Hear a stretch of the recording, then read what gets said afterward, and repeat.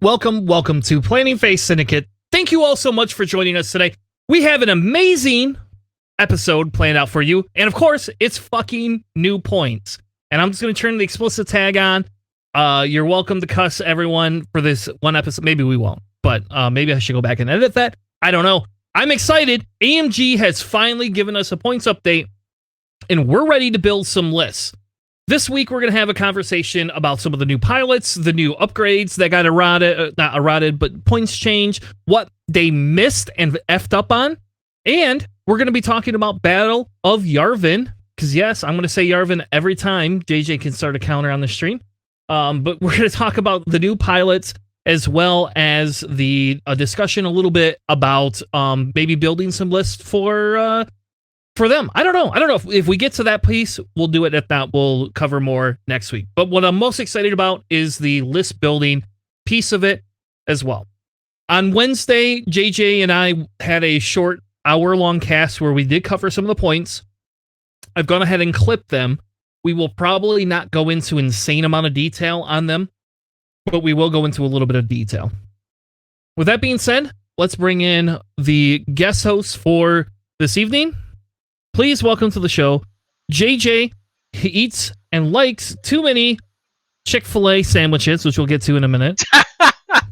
And Crispy, how does it feel for me to beat your Andrew Oler player?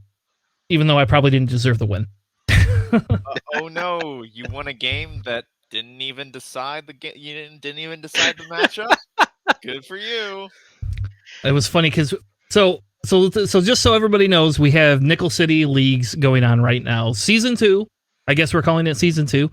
And we went from, 4 teams to 8 teams in the matter of a month when Greg posted that. And so now Nickel City has 8 teams of 5. Is it 5? 8 teams of 5 or 6? 8 teams of 6. 8 teams of 6. We went from 20 people to 48 people. Yeah. So. Yeah.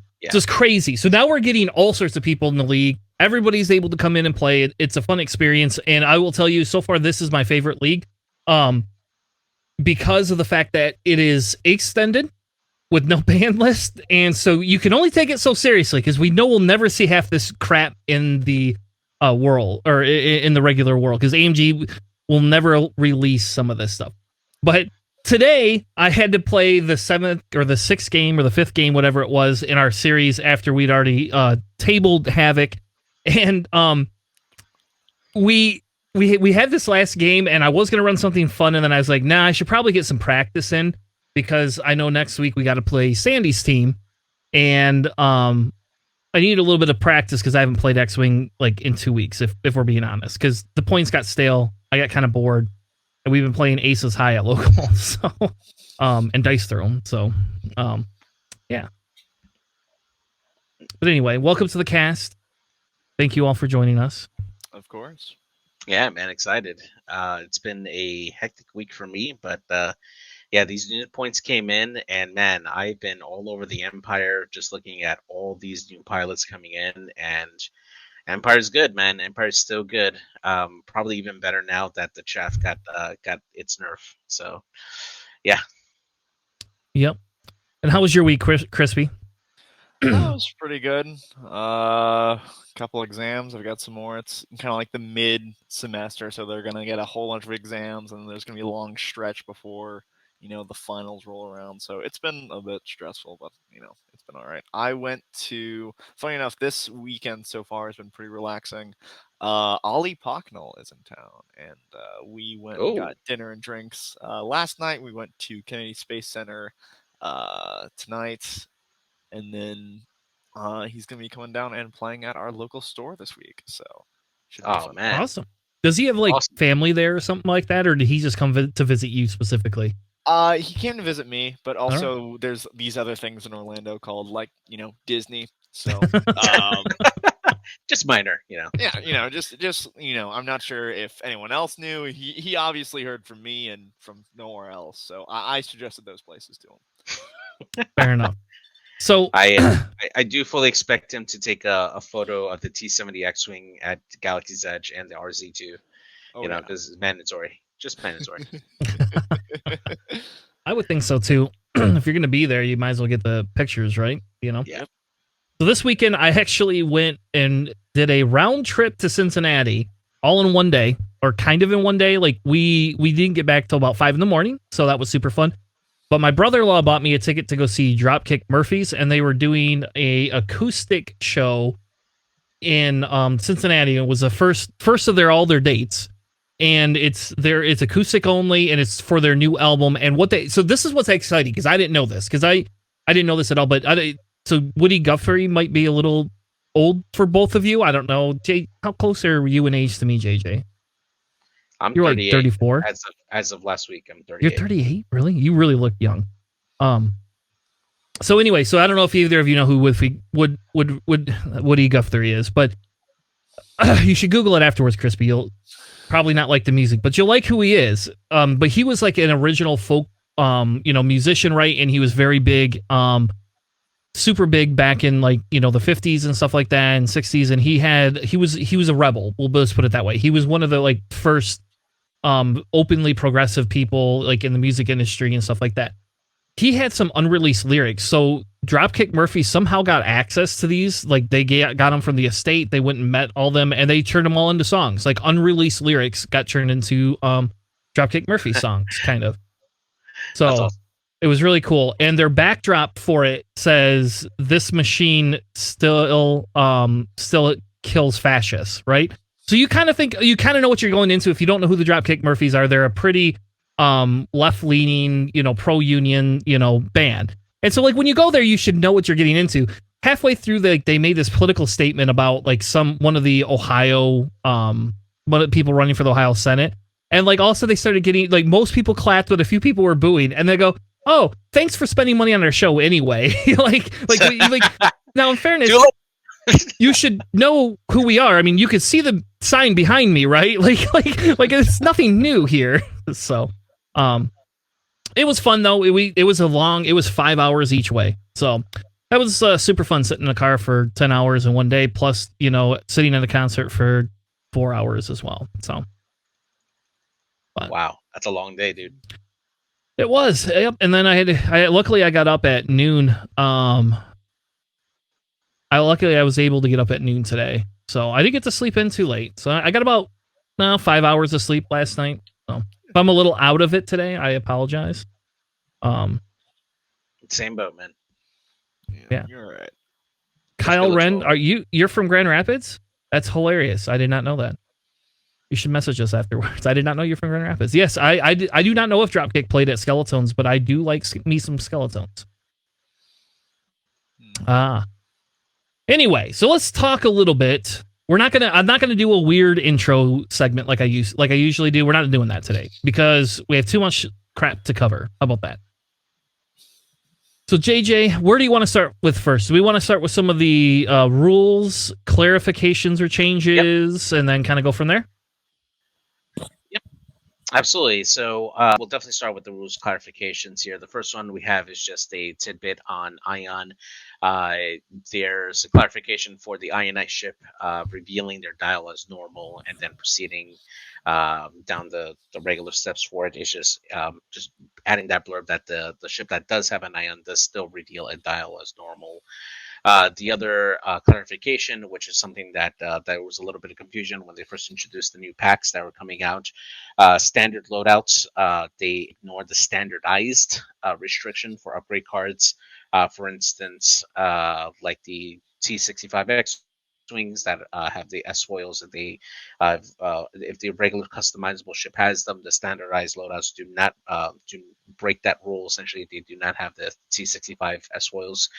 Same thing is going to be in the Siege of Coruscant with the droids and independent calculations.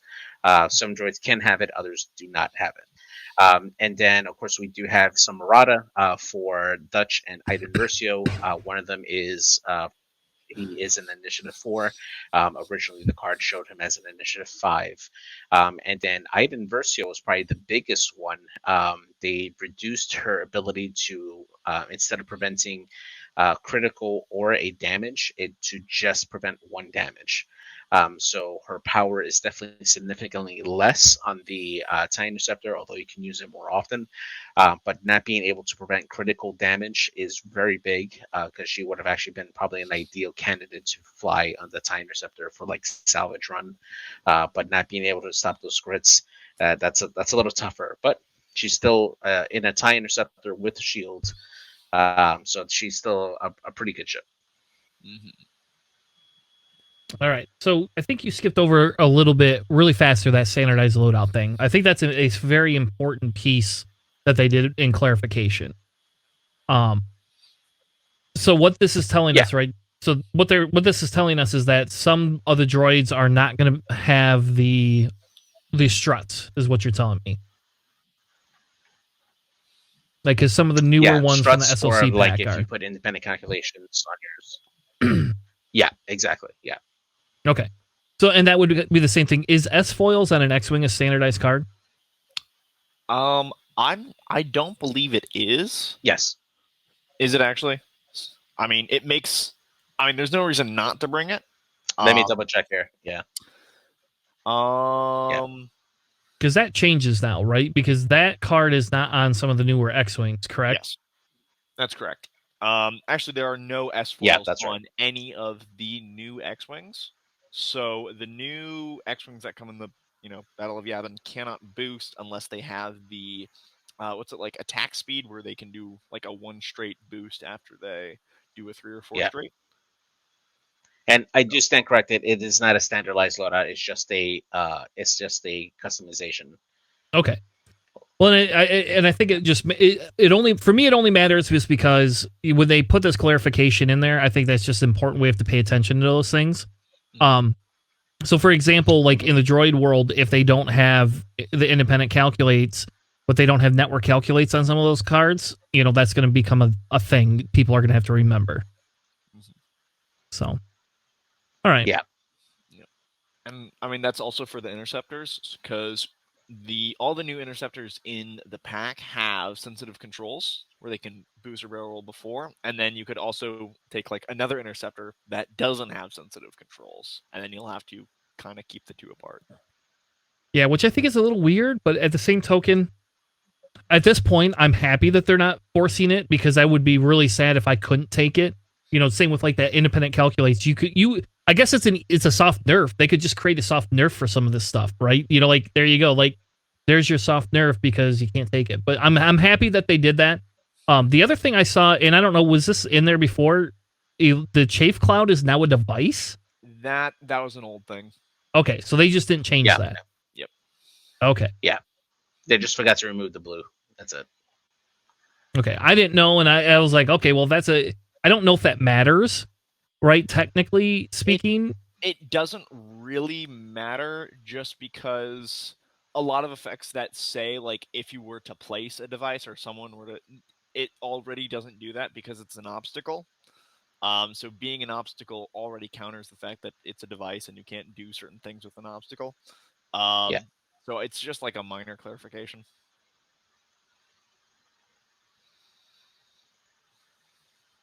Okay, so let's move on to the next one.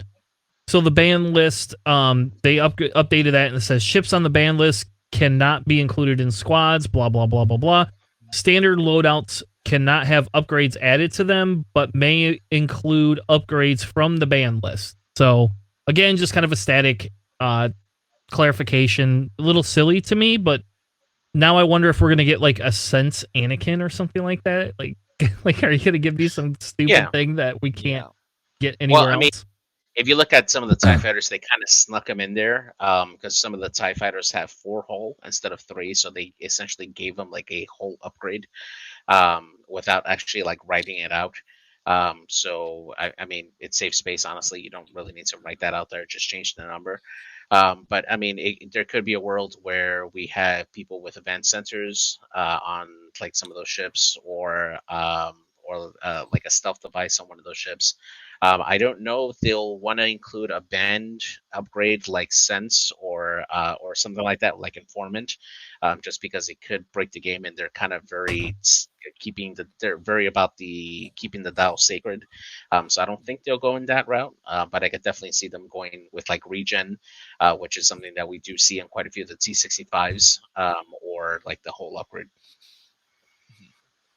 So, all right, that's cool. The other piece of it, Maui pointed out that tournament standards changed a little bit. I don't know if that's really that big of a deal, personally.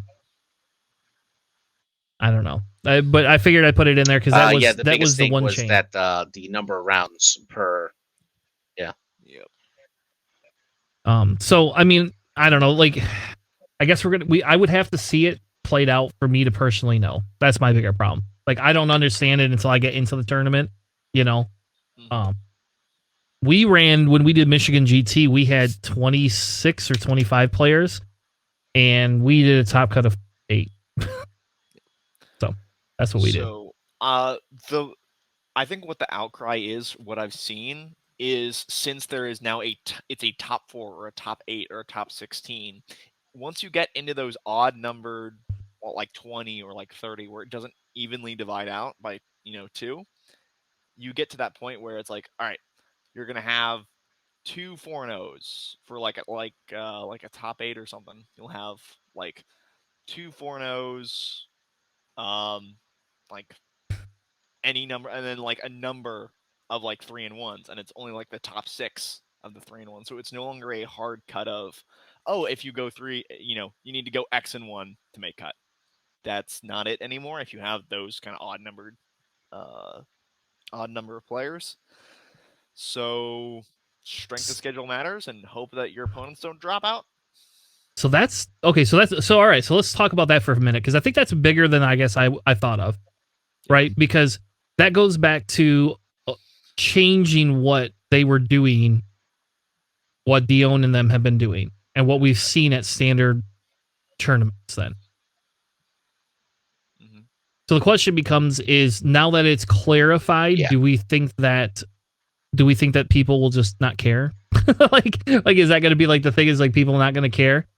When is the next kind of big AMG event? Is that PAX or is that LVO? Gold Coast. LVO is not. Golden State, I think, is, I don't know if it's ran by AMG or not, but Golden State has a world qualifier at it this weekend. That would be okay. Then that would be the best indicator of that, whether they're following that or not. Okay, because I don't think D and Farmer are running that, so I don't know. I think that's an interesting. I don't know. I will say that I guess if you run a tournament that doesn't have a Worlds qualifier in it, do what you want to do, because do what makes your audience happy. Because that's what we did, and it was a lot better. Like, we had people playing longer, and it felt a lot better for us to be able to do that. I will tell you, it was a long day. Yeah. I've not played 7 games in a day before, so that was definitely crazy. But, you guys played all the cut games in the same day. Yeah, that's right. I forgot about that. Jeez. Yeah, and next year, so this will change how we do things for next year, because but again, like we had the under 32, like we had it calculated, if I had less than 26 people, doing a top cut of 8 was so much better for people. Like, people were going to get to play more. And then we basically said, we'll give a raffle prize if people want to have that 5th game and didn't make cut and you want to keep playing, we'll raffle another prize off. And then the majority of the people didn't want to do that, so we just raffled the prize off anyway. We had a prize already set aside. It was one of those squid things, so but we were going to just raffle that off for just the people that stayed that didn't make cut. So all right, and you already covered the IDEN change. Yeah. Really, it's not that big of a deal, right? It's just it's just the preventing the damage, right? Yeah, it took away preventing the critical damage, which is big for salvage. But other than that, I mean, you still get to use it every other turn, which is pretty good. I mean, she's like a more offensive Kanan Jarrus, basically. But it says prevent 1 damage. Does it matter then? Yes. Yeah, go for it. Oh, Go I ahead, was go gonna, ahead. I was gonna say it matters in terms of how much damage there is. So with the ability where if it says you can cancel a hit or crit, if you are suffering hit crit, you can choose to cancel either the hit or the crit. Since you are suffering hit crit that is multiple damage, you prevent one damage, and since hits are canceled before crits, you are forced to cancel the hit before the crit. So if it's Okay. just one crit coming in, you can cancel the crit. That's fine. Yeah. But if it's hit crit, it now forces you to cancel the hit first. All right, so that's actually a pretty big change then. Yeah. So can we talk just for 30 seconds about the errata? Like, do we feel that they made a mistake and just didn't want to make the change before the cards got printed? Or, like, I don't understand how this kind of got through. Again, I'm not going to chide AMG per se and say, oh my God, I can't believe that they missed this. But, I mean, I will say, like, that is a pretty, that one's a pretty important one. Like, the I5 and the I4, okay, whatever. But, now you can't cancel a crit. There was a theory about why Dutch changed from I5 to I4. Any of the old pilots, like Wedge or Han or Vader, if it was a new ship coming out and it wasn't like a brand new one like Wedge, it didn't have the cardboard for it, and so they wanted Dutch to go from I4 to I5, but they didn't have enough space on the cardboard, so they just went, "Oh, Dutch is getting a new ship. All right, you can just use his old cardboard." And then they wanted to make him I5, printed everything out, didn't have space for him, and then had to cut him back down to I4. Got it. Yeah. Well, it's probably a good thing Dutch is an I4. I don't know. Yes, because Dutch at I5 would then double mod Wedge at I5, which is a little scary. Yep. Yeah. That's what it seems like to me, but I don't know. I could be wrong, I guess. Oh. All right. So let's talk a little bit about the points. And again, we went over these. If you missed our episode, we did some of this already. So we probably will spend a little bit less time here and go through more of a hot takes and what we feel. So we have the Y-Wings coming in all at 4 points, all for the new standard loadout ones. I feel that's probably pretty base generic. I don't really see anything crazy there. It's a good thing they did not put Dutch at 5 points, because I was a little worried that that's actually what they were going to do, is put Dutch at 5 points. And I think a standardized Dutch becomes unplayable at 5 points, personally. Yes. Yeah, I agree 100%. And I'm happy we didn't get any 3-point Y-Wings, even though we probably could have had one of those as a 3-point. Like Pops probably could have been a 3-point. Nah. No, you don't think so? Once you make a 3-point, like once you make one like definitely lower than everything else, like that's just gonna show up everywhere. Like Pops is it's an auto include at that point. Yeah. Pops has the APT. Yeah, I think they all. He has the APT and a dorsal, and the ability to reroll on the dorsal. Yeah, that seems a little problematic at 3 points. Yep. All right, fair So enough. honestly, I mean, the biggest thing I see, and I'm kind of going more into like the overall point changes, is that I think across the board there should be some generic ships available for each faction that should at least help fill in those 2-point gaps with no loadout. I mean, Z95 probably a prime example for that. Just a generic one, just being able to just have that filler in there is pretty. Would be pretty great for a lot of these factions to do it. But overall, the points came in for a lot of these new standard pilots in, and pricing them all even actually makes them pretty competitive, considering that most of them are Initiative 4. So you can kind of pick and choose which one you want, depending on the list for it. And it does make the list building at least a little bit interesting for those factions. I do feel myself drawn to the new factions with these new standardized loadouts, just because it's fun and it's easy to build. So yeah. Yeah, I will say that, I was messing around with these pilots and building, Battle of Yarvin lists, right? And like all of a sudden you go, man, I got a lot of torpedoes in this list. And I don't even have to like think about it, Like it's not even a choice. Like I think when you look at like Dutch beforehand, it's like you can't put the protons on him. And how often do you put an APT on him, because it doesn't make sense. But now you go back and kind of look at it and you're like, it might make a little bit of sense actually, to be able to do that comparatively, right? Because here you figure that's 8 and 6. That's 14 points right there, plus whatever this astromech would be worth. So you have 14 points compared to his 12. Yep. Yeah. I don't know. I was a little bit more excited once I actually got the points, I think, in hand. So Han being 7, I don't think that makes him an auto include, in my opinion. I do think that it gives the ability to say, hey, let's play around with it. Because in a 20-point game, taking and saving that 1 point does help. But I will tell you, I did also try to build some lists with it, and I didn't know what to do with that extra point. So, like... Yeah, I know. I had the same issue, man. I kept on like having like 1 point left over or like 2 points, and then I'm like, oh, the Rebellion has no 2-pointer, so it sucks because I gotta take out the ships that just that don't fit. So it's frustrating. It's really frustrating to build with that. I mean, now it just makes it a lot easier to run 2 Falcons. Yeah. I mean, Yeah. you can far. go Han. You can now I would go run Han this Lando with 5 extra points. That's a Han wedge. Leia. That's new wedge. Han Leia. Yeah. Ahsoka fits in there. Yeah. Yep. And Ahsoka's a coordinator and aggressively offensive. Here's the sad thing. It's replacing a ghost, right? Like all of a sudden I got Han at 7 points. Now I don't care about a ghost. And it's like, no, I like my ghost. I want my ghost in there. The ghost I would does run more damage though. Yeah, That's true. I would consider a Han Callus, honestly. Like that sounds pretty good. Hey, we might have one of those lists built today. There's that possibility. Yeah. I like Callus too. So Yeah. All right.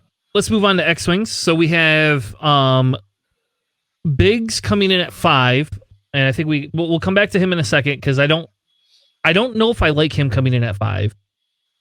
But we have Garvin and Jex coming in at 4 points, Skywalker at 6, and Wedge at a juicy 5. And yes, I know Wedge is like not got all the loadout stuff, but a 5-point Wedge seems pretty good because you're gonna lose him anyway. So, and he still gets proton torpedoes. I don't know. That seems pretty good right there. That's 9 points when you put him with Dutch. Now you can put him with Dutch and feel better about it, right? Now Dutch you put him with either Dutch and it's 4 points. Yeah. Now it feels really good. Yeah, it's a little sad that his ability the only works on points primary are now. So no mega torp that really hurts, but still torpedo carrier. And then when you get into that range 1, that does hurt a lot. Yeah. So like there Exactly. And the fact that you can use attack speed to get into range 1 pretty easily at initiative 5, still pretty good. And it does make him, he is a little more survivable with R2A3 if he decides to just get the hell out if he needs to. That's still a pretty strong for Wedge to still stay in the battle, especially if you're considering like assault on the satellite array. He can get to another objective point and just regen and take a focus, and he'll still be in the game, still actively going for objectives. And you can still get a lot more out of him. Now, going back to what you're talking about with Biggs Darklighter being 5 points, I gotta say, I was a little conflicted at first. I thought that maybe he might be worth 4 points, but being able to choose whether or not you want to activate his ability to either to keep his initiative at initiative 3 or change his initiative to something higher so you can move after somebody is a pretty big deal.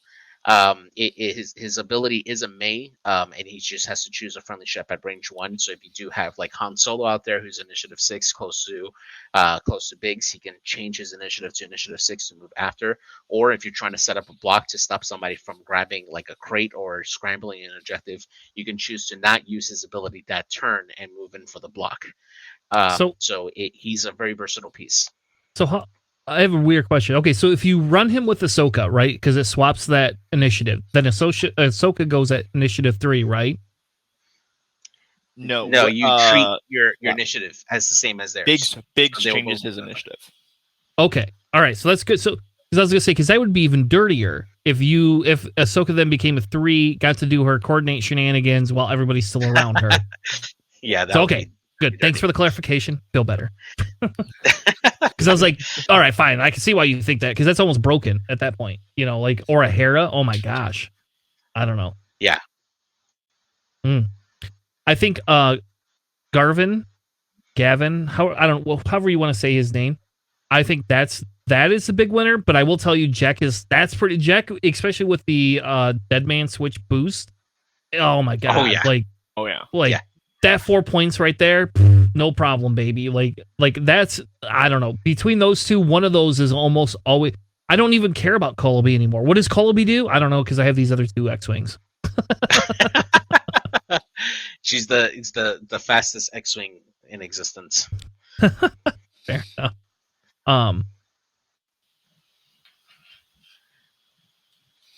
All right. Anybody else have any other thoughts? I think that Wedge is really good too, though. I get that he lost an initiative, but I still do think that's good. So. Yeah. I mean, it's a little bit more of a fair wedge. I mean, if you're shooting at range 3, proton torpedo wedge at initiative 5, you're still denying that extra dice at range 3 with a proton torp, so it's still good. And then his ability is better when you get into range 1, where you're still denying that extra die. So it makes him a little more balanced. He's not as much of a threat. So your opponent might just consider going after somebody else and not making wedge a priority, especially if you have like Luke Skywalker on the board. So it kind of brings his power level down so more balanced. And I mean, yeah, and you can fit probably a few more things now at 5 points than you could when he was 6. So yeah, I mean, just think about him and Han together now. Like, that's 12 points compared to before at 14.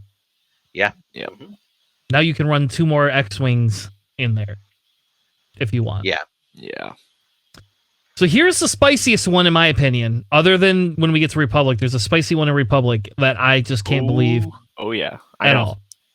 But Vader at 6.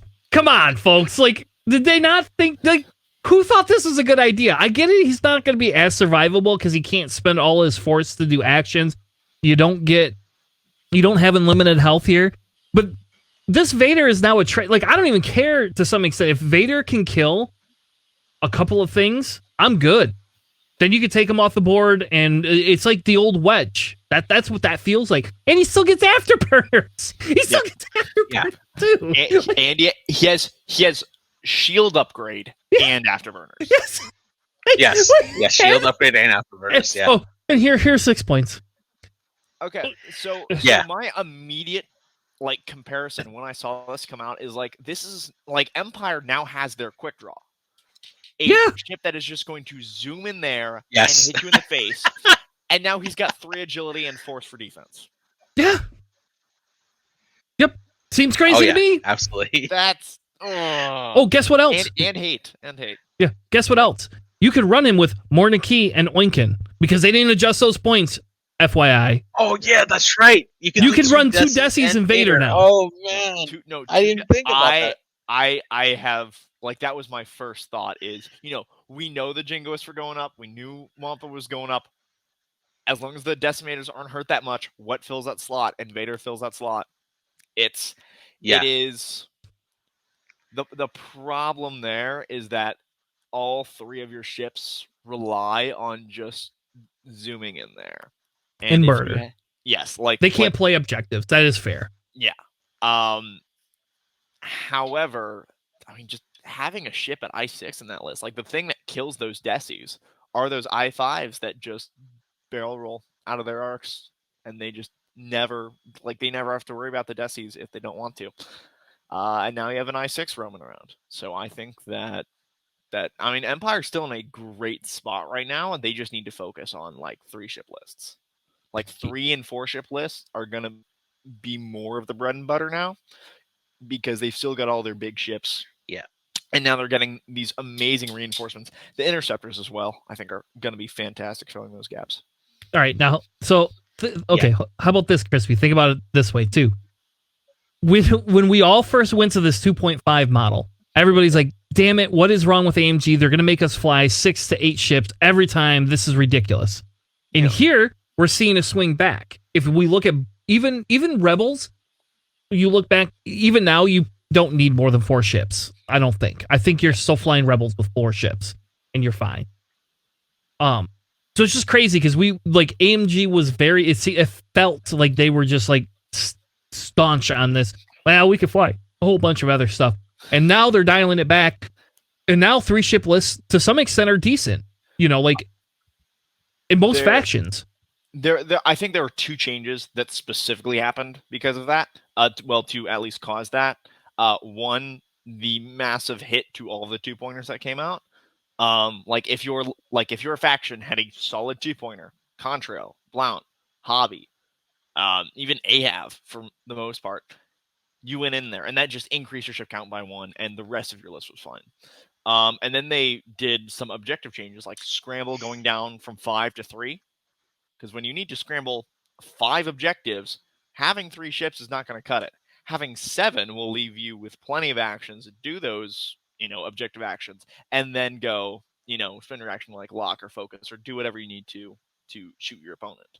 And then also changes to salvage, so that way, smaller ship counts at least have a slightly better chance and can now focus more on just straight up murdering people rather than worrying about the objective. So, the changing away from the 2-pointers was, I think, the best thing, because Contrail was at an all-time high for being picked ever, just because who wouldn't want an I5 at 2 pretty points? solid ace at 2 points? Merry Christmas. Yeah. Okay, so JJ, now that we kind of talked a little bit about that, do you feel that this is AMG kind of coming back and saying, all right, fine, we heard you, or we heard you. I don't want to say that they listen, but to somewhat it kind of feels like because they wanted everything so objective focus and you couldn't live your life without doing objectives. This almost feels like they're kind of swinging back saying, all right, well, maybe we overdid it a little bit. Now we're kind of reining it back in and making it so there is some viability to just murder.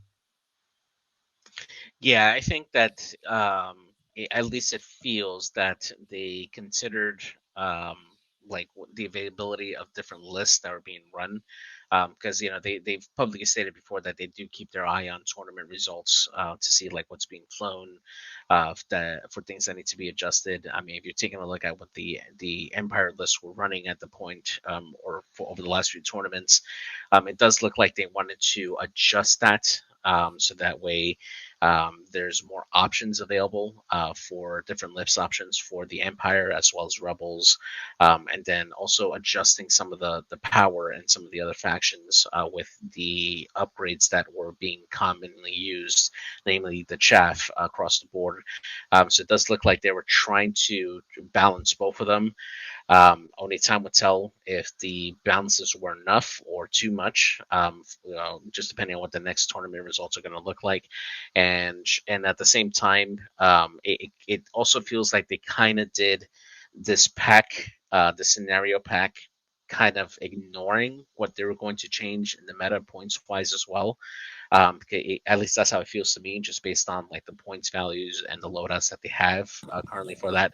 I mean, obviously they weren't going to be able to foresee what the meta was going to be way back when they started developing these pilots. But yeah, I mean, we'll see how this shakes out. It does feel like they did react a little bit to some of the more commonly used upgrades, but beyond that, I mean, if you take a look across the board with the ships that were affected by the points changes, there really isn't that much. Probably the most famous one is Jingo Jingo Wampa, which went up in 1 point each.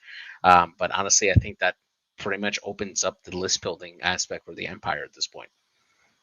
All right, so let's talk about interceptors, and then I want to move on because we're 40 minutes in. We're only in here, and I guess these are, in fairness, these are the 2 factions that are the biggest changes. So, yeah, what do you all feel about Iden at 6 points in an interceptor? Good. Good. I don't want to see her. I don't want to see her at 5. Okay. All right. So I do want to challenge that. Why not Because they're her at 5? even with Jingos and Wampa going away, there is so much damage denial in Empire that I do like, and just hard to get through damage in Empire that I just do not want to see. I simply like Countdown and Iden; those two just march up together. Yeah, Um, yeah, fair point. I didn't think of Countdown. Yeah, yeah. you got a fair point there. Okay. Yeah. Did you fire a Proton Torp? No, that's a stress token now. Like that's just what it is. Mixed with any other Yeah, TIE fighter yeah. out there, like even Captain Dobbs in the Defender. Like if you just put him next to Iden and they just whichever one you go for, they just start canceling damage left and right. And then even that's just a Defender that you have to worry about. That is also now in the damage reduction area with Iden, with Countdown, with everything else in Empire that takes forever to kill because they're ties. They've got 3 green dice with focus. Unless you've got something to get around that, you just need to pray for blanks. I at 5, I think that leaves open room for a bit too much because you get Iden and then you can start maybe filling in with like 5 or 6 ties in there, and that feels really rough because they're still Yeah, shooting back. that's fair.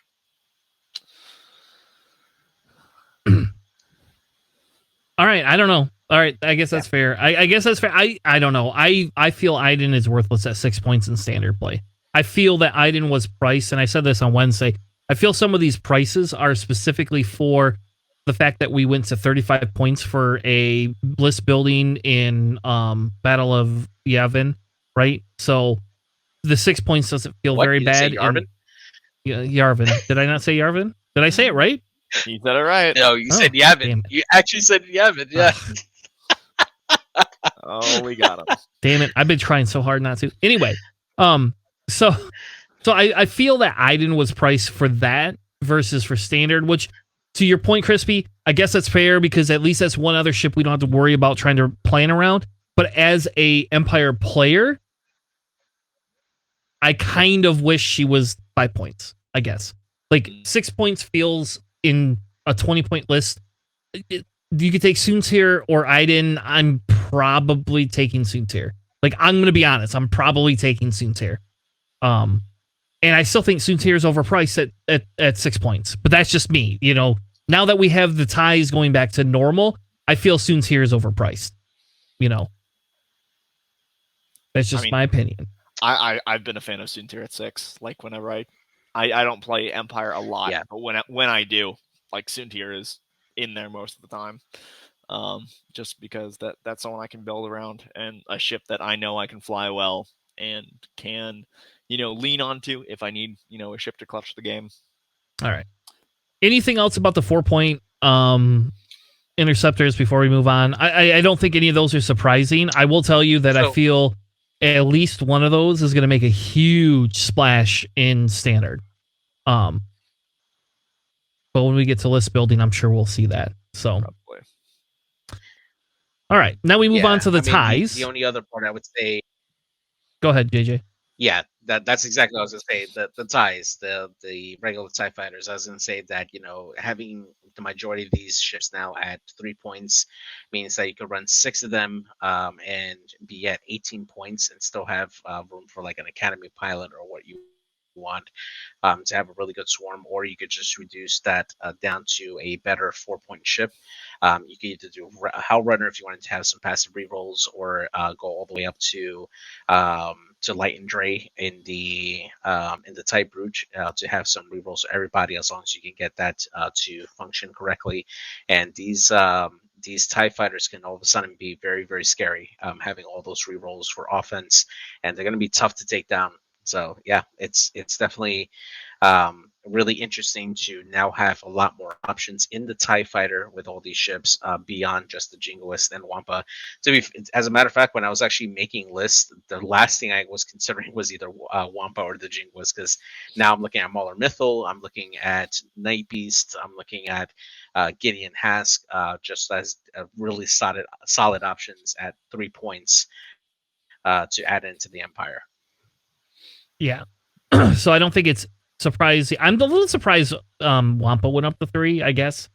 But I mean, whatever. I mean, it goes back to, and I think Nano in the chat mentioned this earlier tonight, and I didn't kind of point it out because I wanted to save it for this piece, is that we should have, at least a 1 pip 2-point ship that's a generic. And I've been saying that all along. Like that's like my gripe about how they do things is give me a 1-point generic. Who cares? Let it be a list failure that does nothing. And here we have now Empire going back a little bit, which I agree with. I really think Empire should be dialed back. And I'm very happy that they didn't dial back Vader, except for I'm not super excited. Well, I am excited because I'm going to fly Vader, but I'm not super excited to see a 6-point Vader on the table at all. Like that, I'm still in a little bit of shock at a 6-point Vader. And maybe we go back to the other streams and see if I ever said that we should have a 6-point Vader, because I don't think I ever did. But anyway, I don't know. I agree with you, and I'm telling you right now that it's which is the I6 Dark Curse or Backstab? Dark Curse. Yep, I think that Dark Curse goes into more of an AC type list, and I think Backstabber and Mythal go into your combo lists.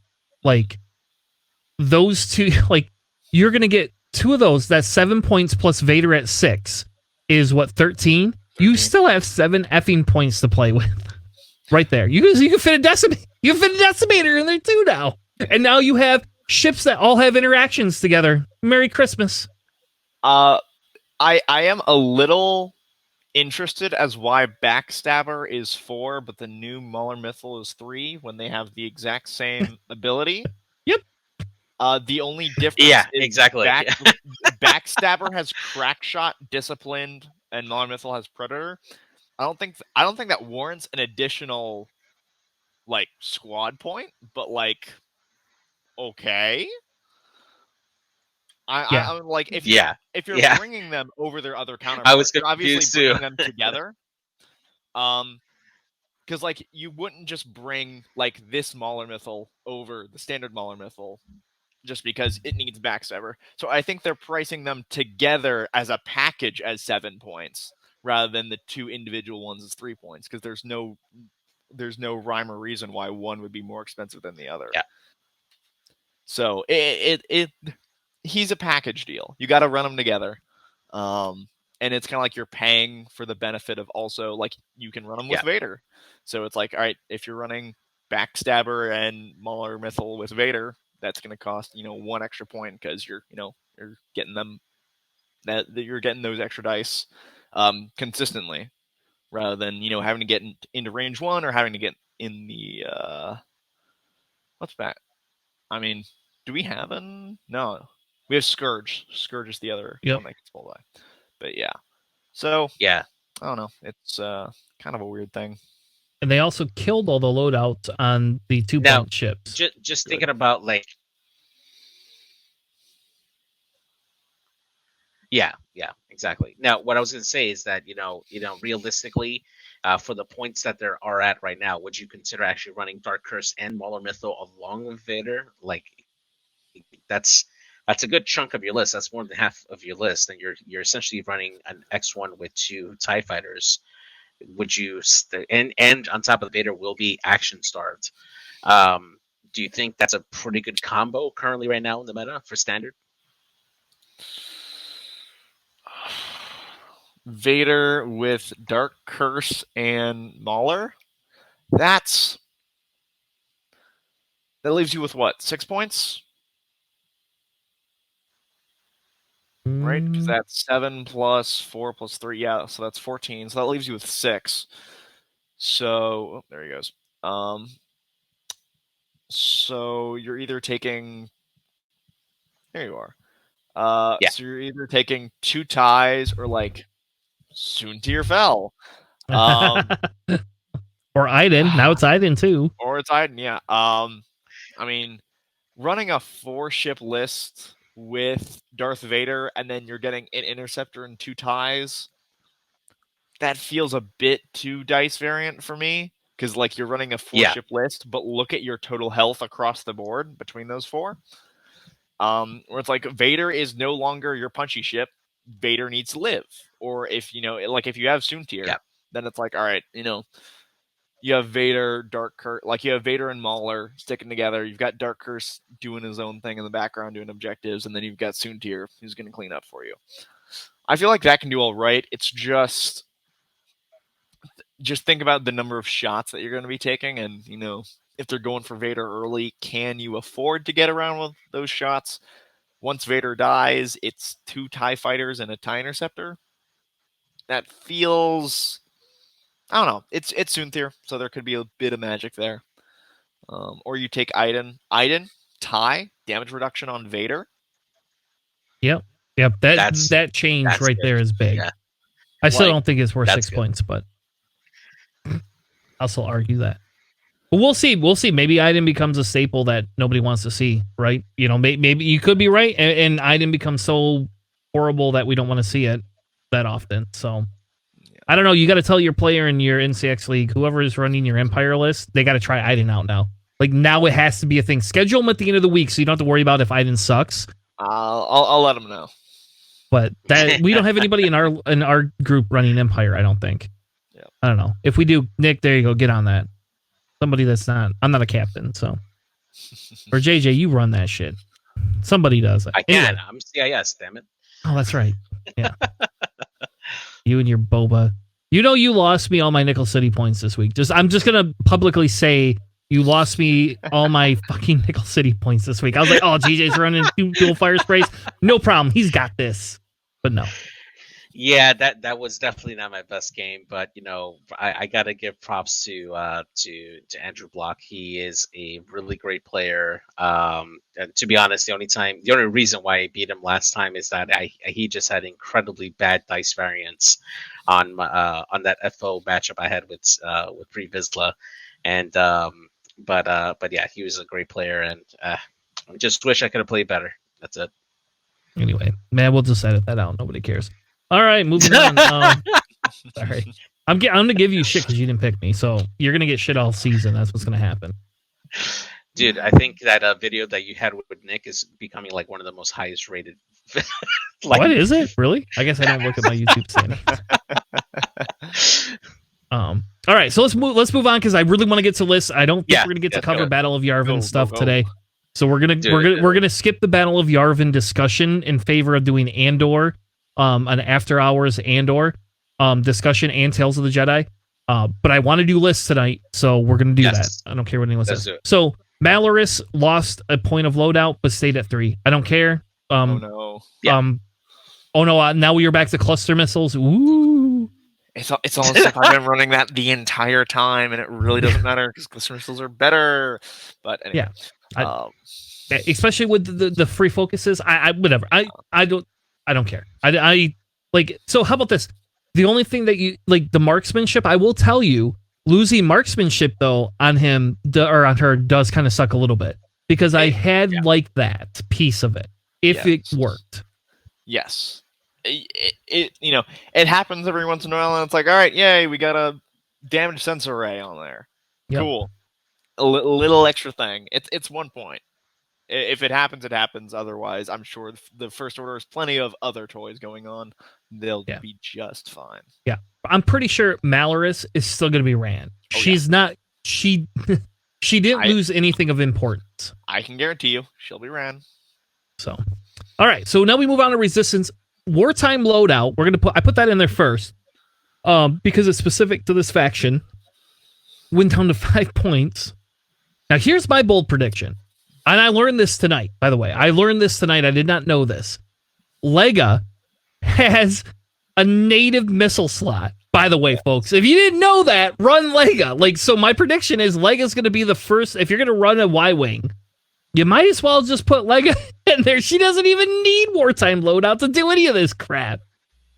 And she's still running turret too. It's just it's crazy to me. The big thing there is that she not only gets the missiles, but she keeps her ability. So you get turret and computer, you can lock calculate on a concussion missile. Yes, I know, because they did it to me tonight. I was like, oh, that's right. I forgot about that.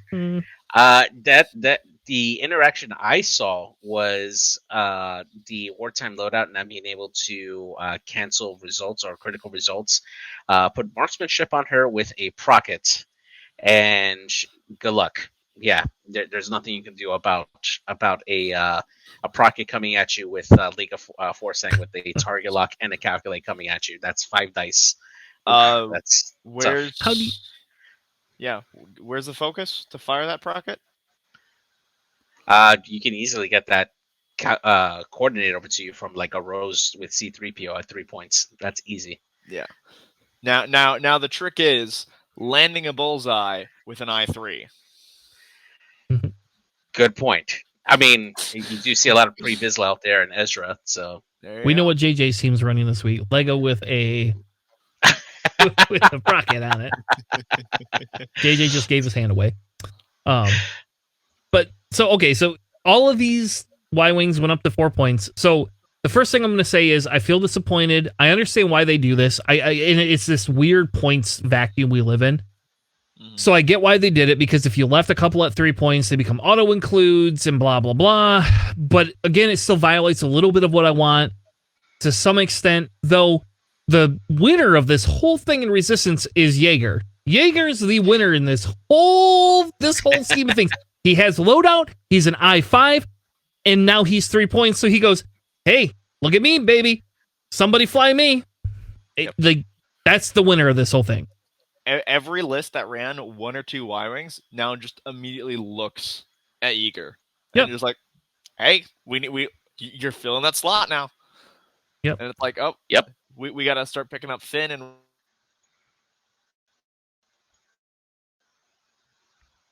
Oh no, did Crispy froze. Yeah. So anyway, it was Ollie froze. It was all Ollie's fault. So I wanted Akbar to stay at 3 points, damn it. Like, I really wanted to see Akbar get play. I would have probably been okay with Kai staying at 3 points too. But whatever. It is what it is. Yeah. I think it's a good change to break up Resistance. It breaks their power level creep a little bit, and I think so. Again, it makes they didn't do what I wanted them to do and do anything with A-Wing. So I don't know. Like, it's still giving me like, do I really want to go play Resistance? I don't know. You know, like running 2 fireballs does sound kind of fun now. So I couldn't do that before. I guess I could have done it before, but it wasn't as good as running, a Y-Wing. Yeah. So.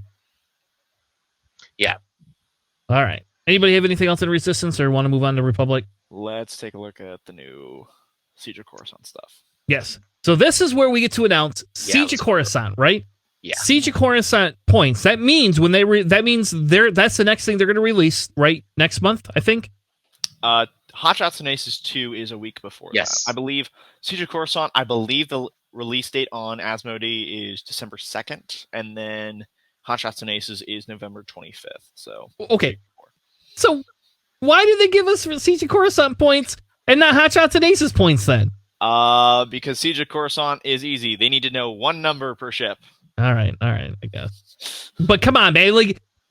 So that means we could possibly get enough points shakeup, but I'm guessing we're not going to get a big point shakeup at all. Probably not. But and again, then it just seems like, couldn't you just have given us a point? Like, I just want to know if my Poe is going to be 7 or 8. That's what I want to know. Is Poe going to be 7 or 8 or 9? He's 8. There's no way he's 7. If he's 7, I will throw many a fit. Yep. Nano, you're right. They could still be testing it, and that's fine. So we will get 1 more points update.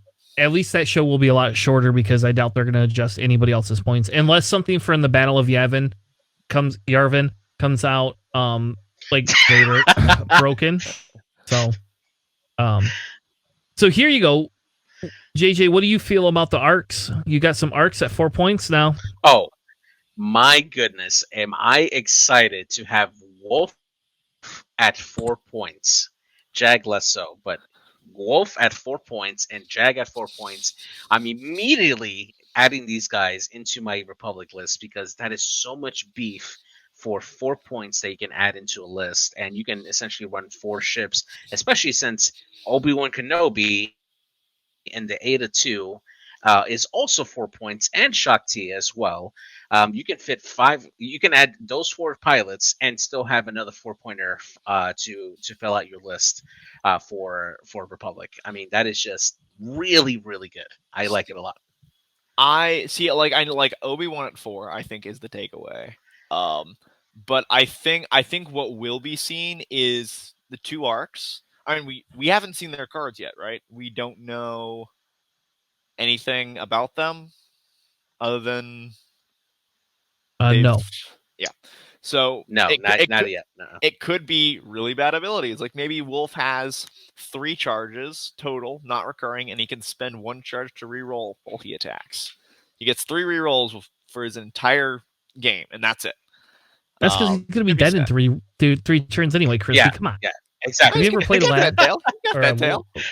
He might have that tail. We'll see.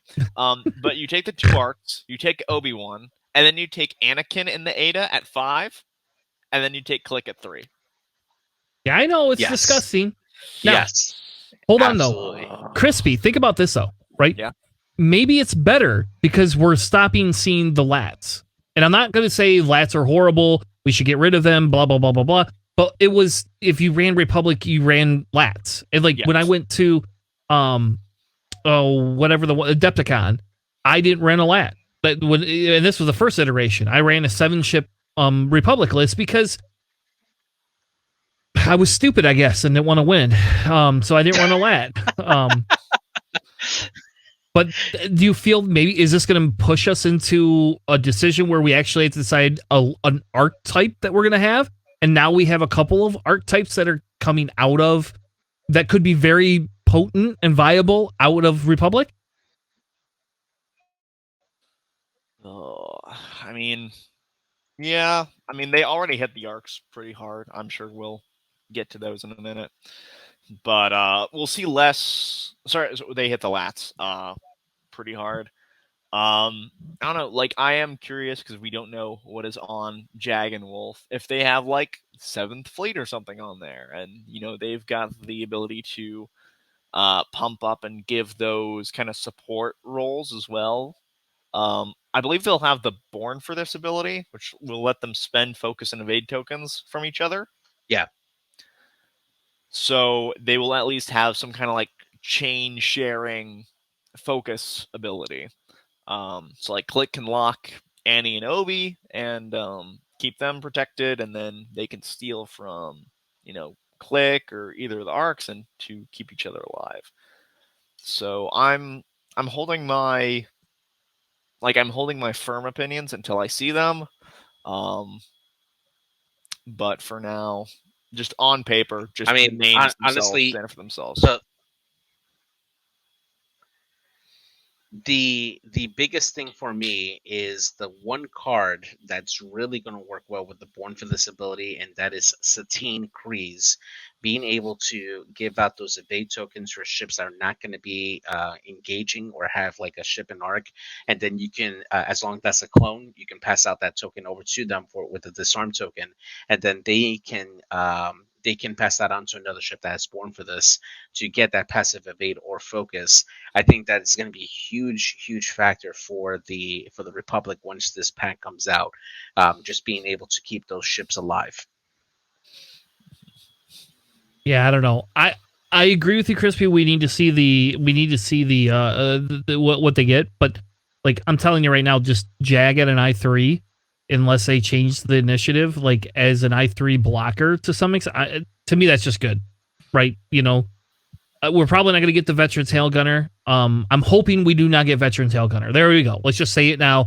Please, AMG, I hope you were not stupid and put Veteran Tail Gunner on these things. I hope they don't put 7th Fleet either. Now that I think about it, stop doing that. Stop doing dumb things. But there was at our local, there was a discussion about why arcs should be cheaper. And I think And again, as much as I've railed against standardized loadouts being something I'm not as fond of, right? Because I like list building and the variability piece of it. I am okay with if you can't make a certain ship, without killing it, a lower cost. If a standardized loadout is the way to do it, okay, fine. Then I'm okay with that type of a thing. Except for tri-fighters, they can't do shit with tri-fighters. It seems. Anyway, so we're gonna go back. Let's go back again before we even talk about lats. You have an Anakin and an Obi-Wan and an Ada, and I know it's an Ada, but they're at 5 and 4 points now. Who's not going to attempt to put some of those things on the table? At least one of them. Obi on the 3/4 Obi and an Ada at 4 points. Who cares if Obi dies in a round? Nobody cares. And an Anakin, even at 5 points, is he really going to die? Maybe, but probably not if you're like really good at flying him, I mean, at 5 points, an I6 with 3-force and system repo and a built-in ion cannon, and it's like the thing about that is that it's not just like, yes, it is a 2-die ion cannon basically with the ancillary ions, and then you have Malice to guarantee the crits, but you don't need to do 2 damage to get the ion. All you need is that 1 crit to do the ion. And when you have Malice, your string of hits will end in that crit.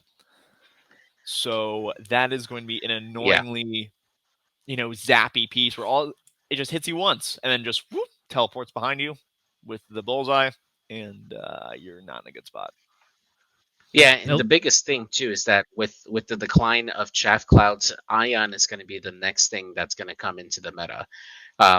The effect of Ion of removing an enemy lock, or rather they have to essentially break their lock if they get Ioned, is going to be huge now, because that's going to be the only way to guarantee, especially if you're high initiative, to protect the priority target on your list from getting torped, especially from these new rebellion ships that came out. This is going to be the Republic's way of being able to passively defend against torpedoes at a high initiative. Ooh, all right. So now we're gonna move on. Contrail, we don't know what Contrail's loadout or Click's loadout or Axe or Kickback is, but none of those are really shocking, I guess. Yeah. Whatever, I don't care about it. At this current time, I don't care about them. Maybe if they have something amazing on them when we see their card. But we have Lats, and they lowered Hawk down to 12 points, which obviously is their favorite. And they said, Hound, you can no longer have 22 points. You can only have 20. But we're going to give you 6 points of squad point. What do you all think about that? I think that was necessary. There was a lot that you could do out there with the Lat and with Republic crew, just in comparison to some other support ships out there. Let's just say Rebels. You have Janors for 6 points. In her ability, she gives out 1 additional die per turn. Meanwhile, a Lat can take 7th Fleet, which is basically doing the same thing. Provides Fire Convergence, which is rerolls. Has Corky and Satine, or, Corky and C-3PO or something like that, to provide defensive output as well. Meanwhile, Janors maybe has Jyn Erso on her, but can also shoot. So there's a bit of a trade-off there, just comparing what the Lats could do at 5. The fact that they could cover every single base of a support ship was pretty insane, especially for all the ships that they have out there, like the Jedi, that if with the proper support, they never miss and they cannot die. Yeah, no, I agree. I don't know. I am a little excited that the Lats are changing so that you have to make a decision now. I feel, unfortunately, they're getting rid of Hound to some extent at 6 points. But I don't know. We'll see, because if you think about it, those Adas coming in at the 4 and the 5, you can still run Hound with those lists. You still can do that. And Hound with 20 points is nothing to scoff at all. it's just like for those when you think of like those top Republic lists, it's just now instead of Obi-Wan in with CLT Obi, it's like Mace with CLT. Like that's the trade-off you're getting, and that feels a little bit fair. To kind of keep all the toys, it's just all right. You go from an I5 to an I4. That's it. On one of your pieces, and then you lose that support from Obi-Wan's ability. I don't think it's going to be that bad. I think Republic will still find ways to work about it. I think that they're in a fine spot right now. Yeah, I agree with you, and I'm kind of happy to see the last change a little bit. But I will tell you that I5 Hawk at 12 points is still like Hawk gives you the boost. The only thing you're not doing is taking away like Hound was doing. Like people were finally going.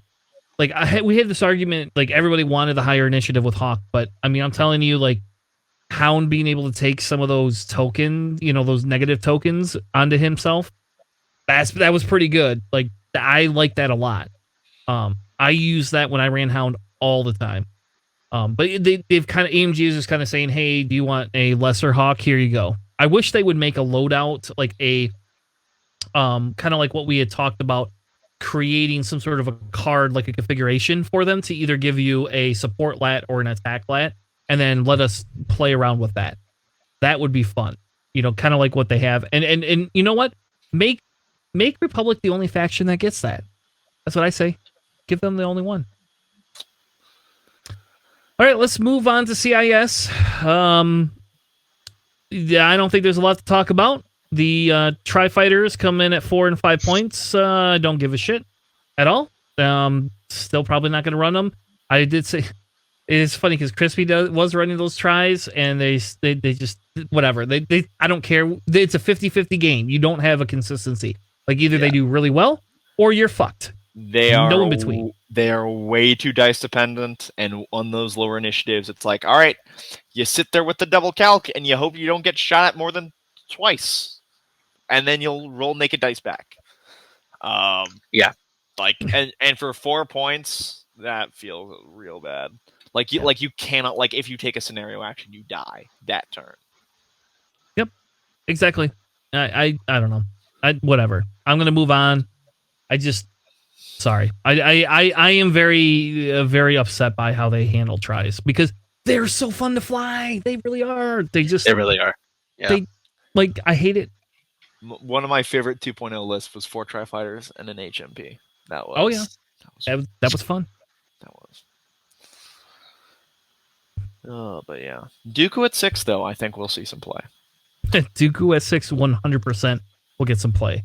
I already have lists. We'll see it later, but I have lists built around Dooku. Yes, let's work on getting to those lists. Yeah. Yeah, I definitely feel like they also should have probably adjusted 066 and Maul. 066 to be 5 points and Maul to be 7 points, just so they can see some play for CIS. But leaving them at their current points, it just feels tough to run anything other than standardized Dooku right now for the infiltrators. You won't. So, all right. The last changes that we have are essentially the R3 and R4 changed. They went up 1 point each. I don't think that's a big deal. R3 going up to 4 points does hurt a little bit, honestly. But I think it's I don't think it's the end of the world. Again, it's making you make a choice. Electro Chafe going up to 9 points, I think, is BS, but that's how they chose to take care of that situation. Yeah. So, whatever. Sorry. Thank you. What are your Crispy? I was going to say. Sorry. Yeah. So, I was really hoping that they would nerf the bomber instead of the chaff, because I love chaff on other ships, not just the faux bomber. The faux bomber did not get touched at all, and they took it entirely out on the upgrades. So, I'm not gonna lie, I am still flying chaff on my bombers. It's just I only have one chaff bomber now because with Dread, it's Grudge and Dread that are generally carrying the chaff. Dread that just takes up all of his loadout. He can't do anything else. He can get skilled, and congrats. you are really good at throwing chaff, and then you are a 2-die gun for the rest of the game. So I think what it does is for other factions, like it just kills off anything that wants to run chaff. It's just way too expensive. Like fire sprays, just drop chaff entirely. Get better upgrades.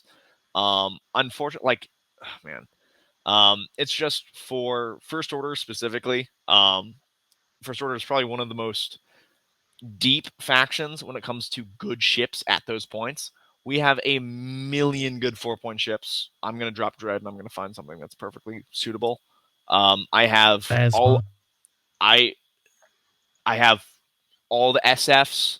The other okay, so like I have Phasma, Backdraft, Whirlwind, Nightfall, Ember, Gideon Ask, Terex, like 7 ships right there.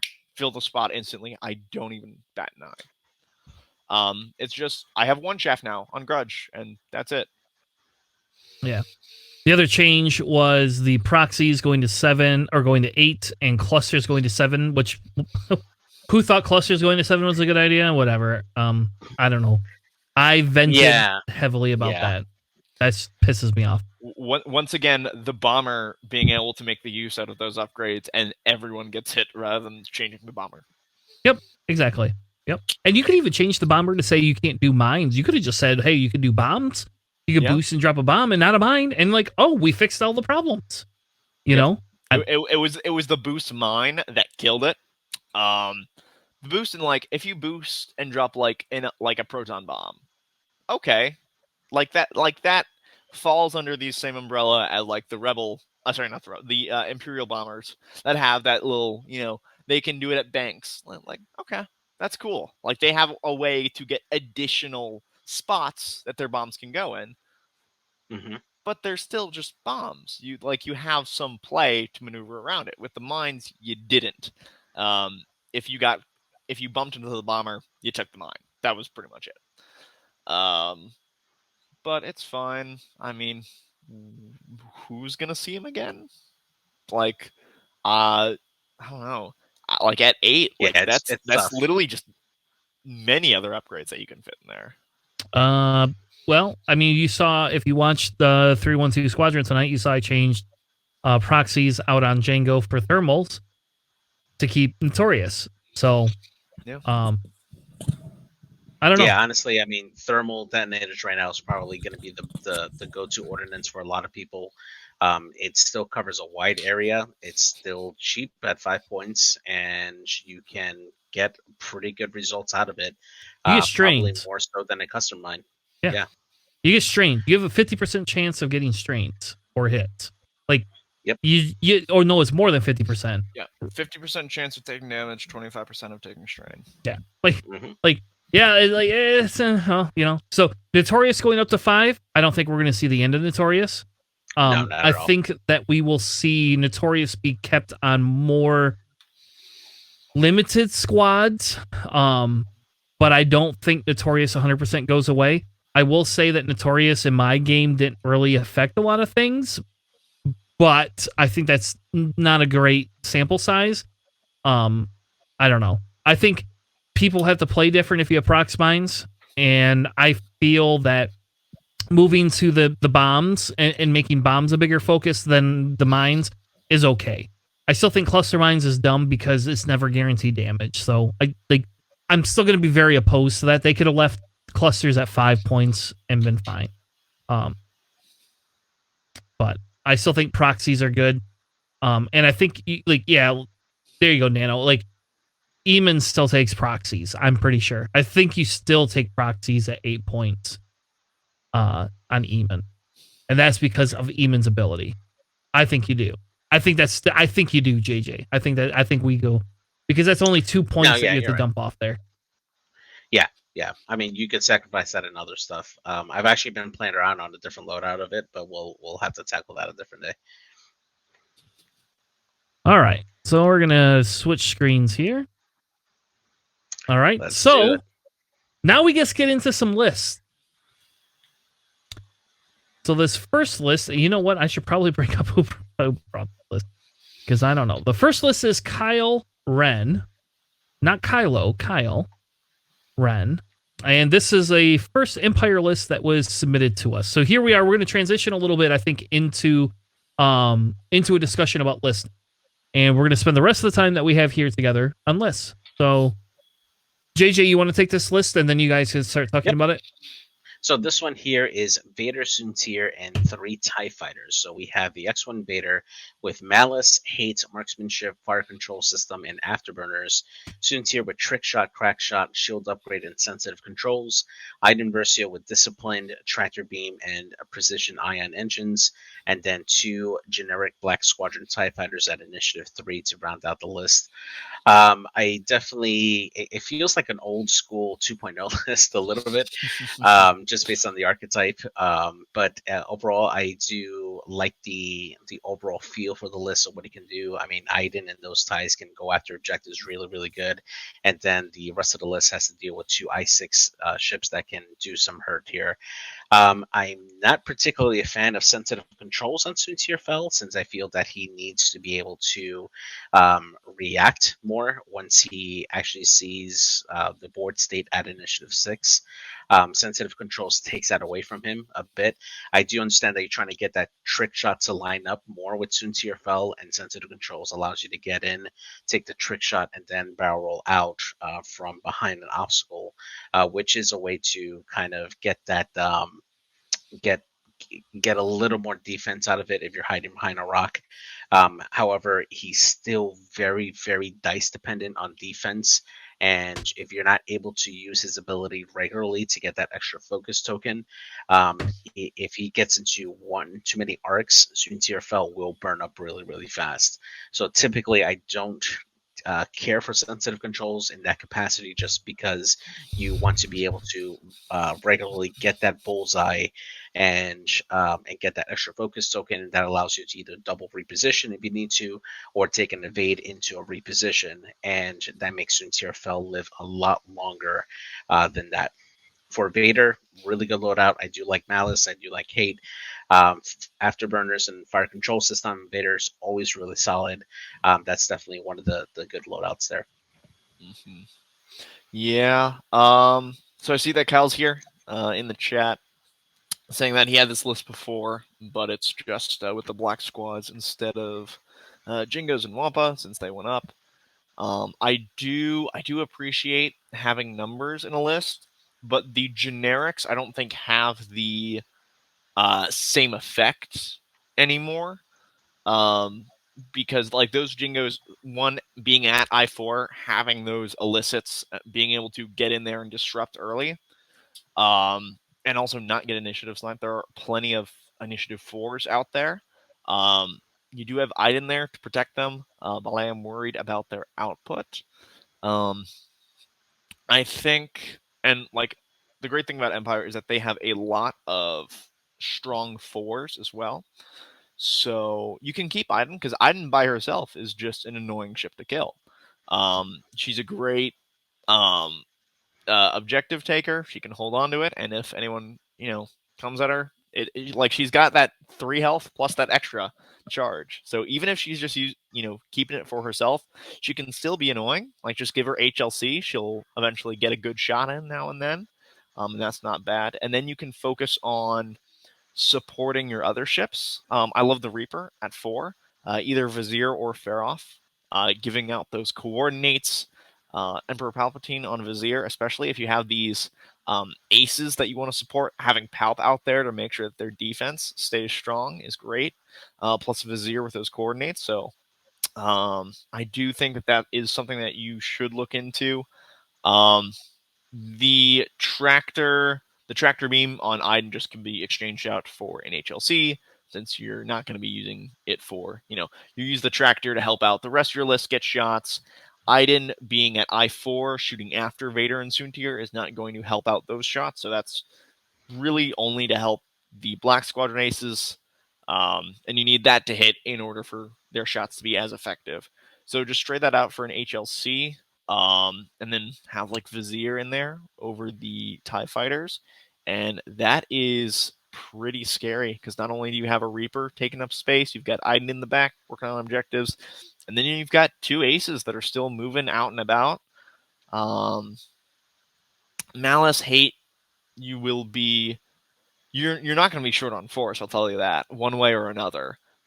You will have plenty of force. I'm just a huge fan of pattern analyzer on Vader for on those turns when you do need to turn around. You're still able to get all of those actions. Yes, you've got burners on there, but if you need to roll or if you need to, get that focus or something, so you can trade out marksmanship and then either malice or hate for that pattern analyzer. Probably You hate. get it's hate. Yeah, I mean malice is like if you're running up against those gauntlets or those decies, malice is gonna do a lot of work for you. But otherwise, I mean, I get malice on Vader. I personally don't fly malice on Vader. I go with elusive and brilliant evasion, just to make sure that he's a lot harder to kill. But that's just me. I get why people run malice, and when those crits happen, when you get those force regen, he is incredibly strong. Yeah, I think it just depends on your playstyle. If you're a more aggressive player, run malice. If you want the defense piece of it, run the other. And I think that's the big thing, right? Because that to me, the pattern analyzer at this current time at 5 points is almost kind of the staple for Vader. At this Vader, at least, One quick thing, I am going to disagree with JJ. I do like sensitive controls on Soontir. I agree with you on that too, Crispy. I like sensitive controls on Soontir as well. I mean, that's okay. Trick shot behind the rock feels really good, and then you've got the outs left and right. Like that makes you a little bit more unpredictable. So, I like that. Yeah, I think it's spicy. I think it's a spicy take. Yeah.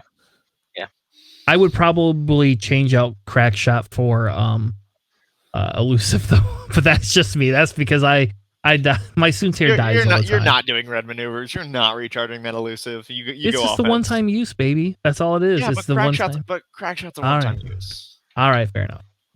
Fair enough. All right, let's move on. The next one is brought to you by Big John. I think Big John J. I think it's Big John J. And this was my call to say, hey, give me something fun to run. Which I didn't run it, and I apologize, John. I know we're on the same theme, but I didn't feel comfortable running this. But this is an amazing list too. Like I think that I want to put this on the table. So I did run your Django. There you go. I did run your Django tonight. There's that Count Dooku. That's the 14 points. You can either run 3 droids or 2 bombers. To me, the 2 bombers makes more sense, but that's just me. And you're running the bombers with the proxies and the independent calculates. These bombers don't care that the proxies went up 2 points because they didn't like they weren't using those 2 points anyway. Yeah, exactly. Like, unless bomblet generator becomes 2 points, they aren't using them. I don't know. I like this list. I think the only problem this is going to have is with objectives. But I will tell you, to me, this list feels very scary, aggressively scary with like murdering things. And again, JJ and I are a little bit differing of opinion. I don't know where we're going to land on Notorious, right? Like originally it was like, who cares if Grievous loses Grievous Django loses Notorious? Who really cares, right? Yeah, it's fine. I don't know if it matters, but I will tell you that with the thermals, it's a little bit different now because thermals happen before you shoot with Grievous or with Django. Man, I'm bad tonight. And I do think that could be if Tanner could learn how to play thermals better than proxies, I think that might be pretty important. Yeah, it takes time to get used to the difference between the bombs and the thermals. I mean, they work more as area denial, and work even better when you have Ion somewhere in the list to kind of guarantee it. For me, Notorious is still good, even at 5 points. For me, though, I think it's just more worth it at a lower initiative, probably like initiative 3, initiative 4. I'm probably partial to that because I was ran it with Iman. I think that you can use those 5 points of Notorious somewhere else on the list, and probably just go with like a lesser talent slot for Django Fett, and probably just probably put in still false transponder codes on Django, and probably just have like Predator. Even if you're using it 1 or 2 times, that's still a passive mod on Django, and it's still worth it, I think. Or I'm sorry, contraband, not false transponder. I meant contraband. See, is it just me, or do I just think that like Notorious on Django is bad? Like you're not getting the value out of it. You're I6. Like they're shooting you after you've already shot. Notorious on Zam is good because you have the opportunity to get the shot back and immediately take advantage of the strain. But So it depends. It depends. Like for me, so it's a very corner case. At 5 points, it's very hard to sell at an I6. I agree with you on that point. For me though, you're not getting the full value out of the 5 points on an I6 of Django Fett. For me, it's getting that strain, assuming that you do get the strain, and having follow-up shots on the ship that decided to chase Django, and hoping to get more damage into that strain ship. In this particular case, I'm looking specifically at Count Dooku of Malice getting a potential crit into a ship that shields has probably gone down on a strange ship is pretty good. But again, it is a corner case. I do agree with you that it doesn't feel great on Django because you're not getting the full value of Notorious on an I6, but it does soften up at least that ship for a follow-up shot, assuming that you have it. Yep. How about this? Let me put it this way. If you don't shoot Django, the list that I'm running, if you don't shoot Django or attempt to go into it, and you let 4 rounds go by, Django will win the game to some extent. Yes. And the Notorious allows, so like in this list is a little different, but Notorious allows, the idea is that Notorious is allowing Dooku to get, think of it, it's like it's the plasma argument. It's the plasma torpedo argument for Wedge. You can run protons or you can run plasmas. They do the same amount of damage if you're a shielded ship. Okay, also, Dooku's I5, so you then need to have... Okay, so 2 things. One, you're not getting the same value. Notorious gets you the reroll, which is a huge thing when attacking a strain target. The only thing that I can... So, there are 2 options. You're either having them shoot before... Well, there are a couple options. You're having them shoot before Django shoots, at which point your opponent is probably smart enough to realize that they should not shoot at Django if they are going to immediately have Django shoot back at them. If they get strained and get shot at by Dooku, then, oh no, Dooku's still not making the most of it. And in this list, I'm probably just gunning down Dooku first anyway. Or, oh no, the bombers get support on their attack. And it's like, I don't know. At 5, it doesn't really seem to have the strength. Like, yes, you could leave it on a ship that doesn't have good blue maneuvers, and then that ship will, like turn around to like a K-turn, and then you get a shot with it. I just think like another upgrade like Trick Shot is a lot more consistent on just putting dice out there, especially if you're flying Django in a way where he's just kiting around obstacles and you create a clustered center. Because if you get that center, you can have the bomber sit on there, you can have them rotate, drop mines from there, and then you just have Django circling around with that Trick Shot, getting shots into and out of the center from the obstacles, and you're pushing through extra damage there. I mean, I've always been flying Trick Shot with Django. I mean, that being said, I flew Chaff, so it was my own personal, I need a 4-die gun right now. But I just don't see the same value at 5 points that I see elsewhere. I don't know. It's a weird spot. I can see why you take it, because it is good.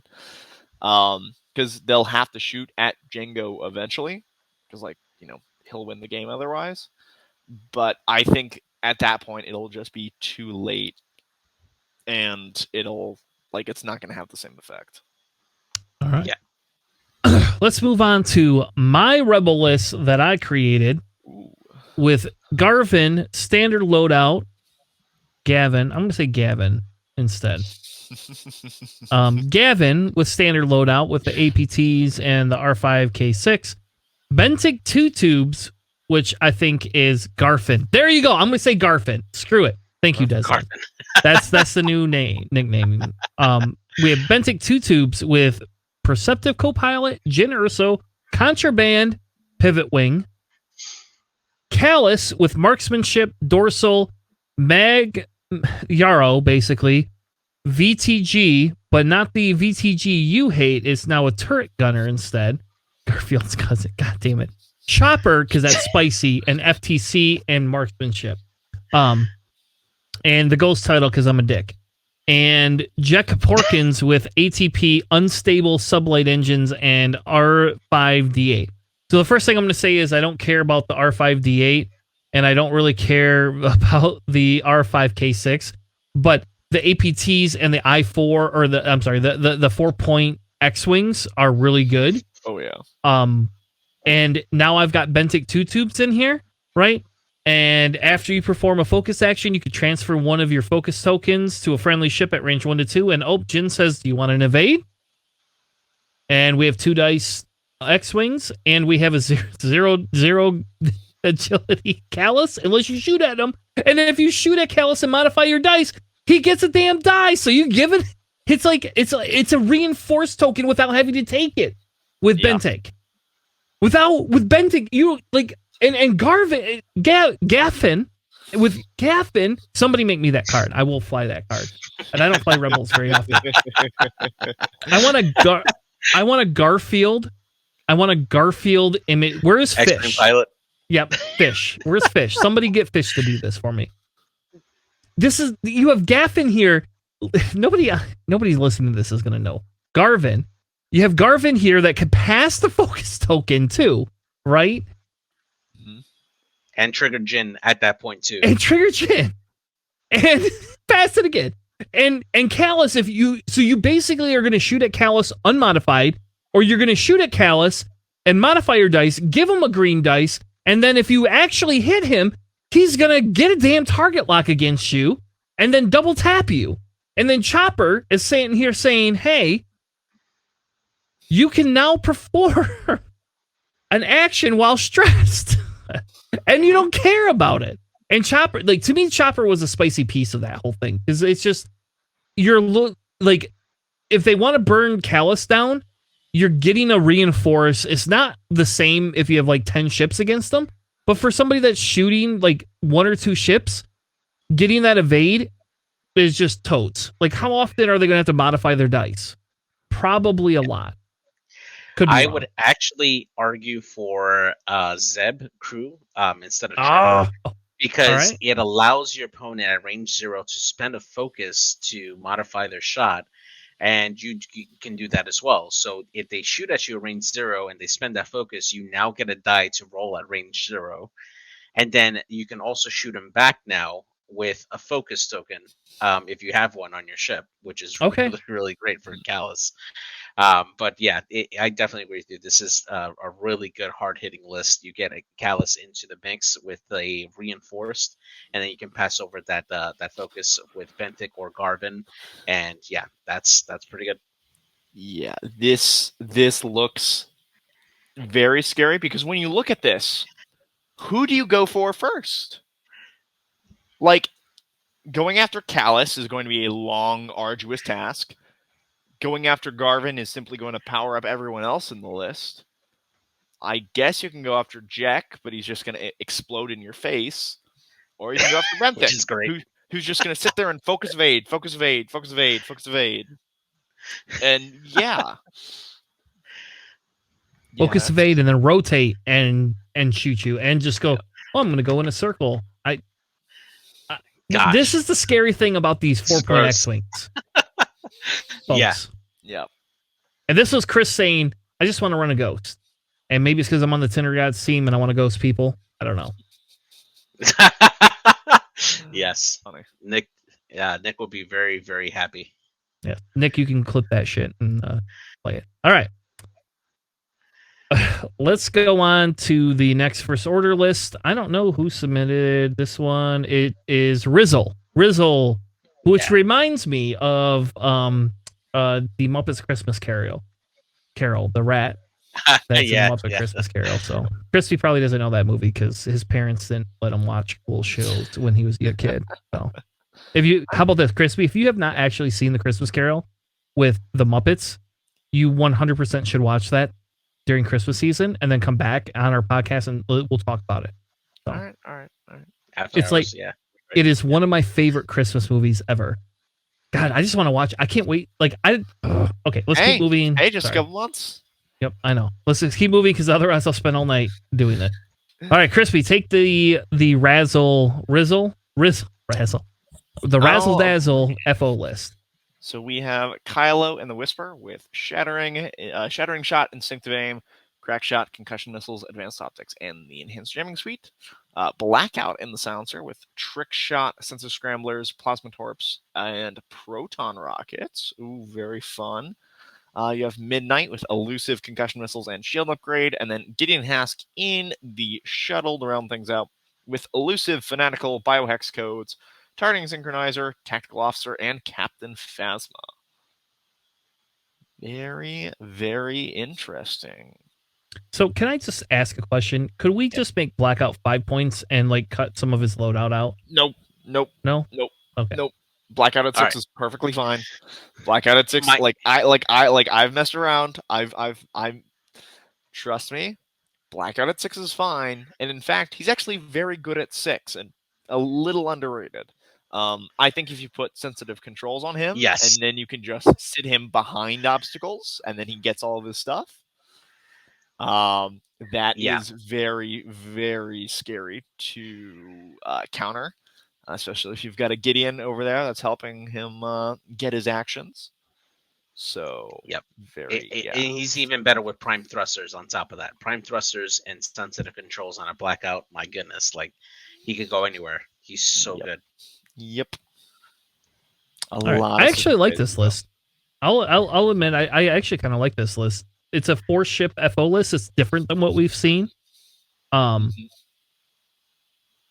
don't know. I don't know if I agree. I should probably just listen to you because Blackout at 5 points would probably be better. Then we'll have a new Crispy bullshit list. My only suggestion for this list is changing Hask for Malorus, because other than Midnight, you're not getting use of the ability other than on Gideon Hask and Midnight. Having the ability to take that strain to reroll a blank on a 3 attack die ship feels a lot better for this list. That's my own personal opinion, but I mean, obviously you can still trigger it on Kylo if he decides not to use his concussion missile. But most of the time, you're usually getting the 3 dice out of Kylo one way or another. Yeah. So, how much loadout does Malorus have?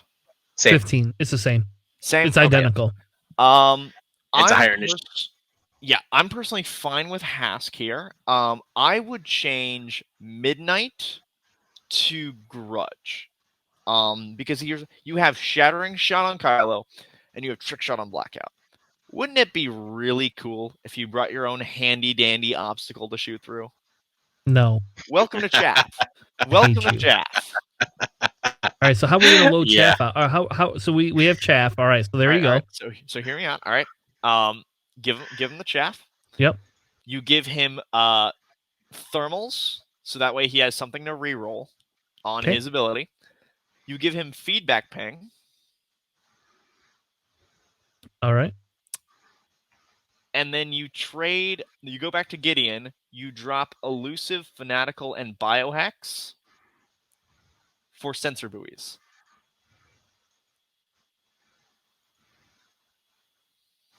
Oh, yeah, I see. And now you are not only doing the feedback ping off of the thermals, you are also getting the feedback ping off of the buoys. And now that you have that buoy out there, that targeting synchronizer on Gideon is going to be a lot better because now you're going to be reaching for those locks way ahead of time, which is going to help out Blackout and Kylo for getting their shots off. That's spicy. That's all right. really good. Yeah, I like that. Yep. And yeah, because especially with, so you want to have that obstacle that you can shoot through, so you are able to go through. The only problem with that is that if you have shots that are lock heavy, like if you hit them with the chaff, they fly through it, it'll break their locks. But since you're I5s, hopefully they are either not landing on the chaff, or they are trying to avoid the chaff, at which point you can simply lock them and shoot through the chaff. So could you drop Kylo for Malorus and like another FO? Would Scorch? that yeah. Would that be a little? I mean, again, it's a different style of a list. See, right. Okay, so right now, for me, thinking competitively in First Order, that has been the biggest question on my mind is Kylo worth Malorus and Scorch, or do I have to bring them together to bring the full value, and then I bring 2 4-pointers, or can I afford to try to build around just 6 points and then everything else? But what is that 6 point? What is better, Kylo or Malorus and Scorch? I'm a huge fan of Kylo for his ability just to get that spike damage. He's got the Force. He's got a whole bunch of loadout. He can be more consistent at range. Unlike Malorus and Scorch, if you're doing kind of like a standard build where you have Malorus with cluster missiles, or you have Scorch with Predator, Fanatical, and Optics, if you take Scorch with Shield Upgrade, I think you're silly. He came here to shoot things, not survive. So, make him fulfill his wishes, please. And like with those 2 TIE fighters, you can put out 3 attacks per turn. If you're getting the cluster missiles, if you're getting Scorch, and they put out good damage, they're just not as consistent to staying on target like Kylo is. Kylo survives a lot more because he's got the boost. He's got the jam on top of that, which is a huge control piece, especially at I5. I do lean towards Kylo as being better than the 2 TIE fighters. But if you are struggling in scenario play, if you have a lack of actions for those scenario actions, I think that the TIE fighters are better for that. Yeah, I think that's where it just has to be tested, because I think it goes back to, can you eliminate things off the board? Yes. No, you can't do it as fast. Then therefore you do the other. I think that, and the issue I have with that Kylo is that Kylo doesn't survive as long as the 7.1 does, right? It just, let's be honest. If you have to fly it like an ace, and you have to either trade up for it or be very careful with it, because it will die. Yes. I many a time is like, Kyle can take 1 shot, and then my opponent natties hit crit, and I blank out, and I go, oh, interesting. I was not ready for that, and it's like not having that health, and it's like, oh, like yeah, he's 3 agility until your opponent natties and keeps that focus token. And now when you need that extra die more than ever, it's not there.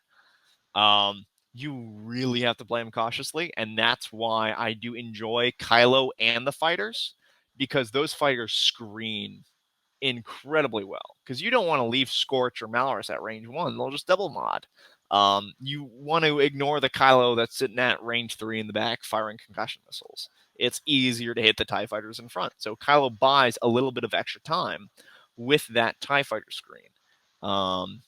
But I mean, one point's a huge difference in what you can get, and like that's the silencer versus Whisper Kylo debate, really. Yeah, I think it's worth playing both ways. Mm-hmm. The other thing you got to consider, though, is that if you're running Blackout and Silencer Kylo, if you put sensitive controls on one, you have to put on the other, and that kind of hampers. Yeah. No, you're right. In his list, their list, the way that Rizzle put it, I wouldn't put Silencer Kylo on that list at all.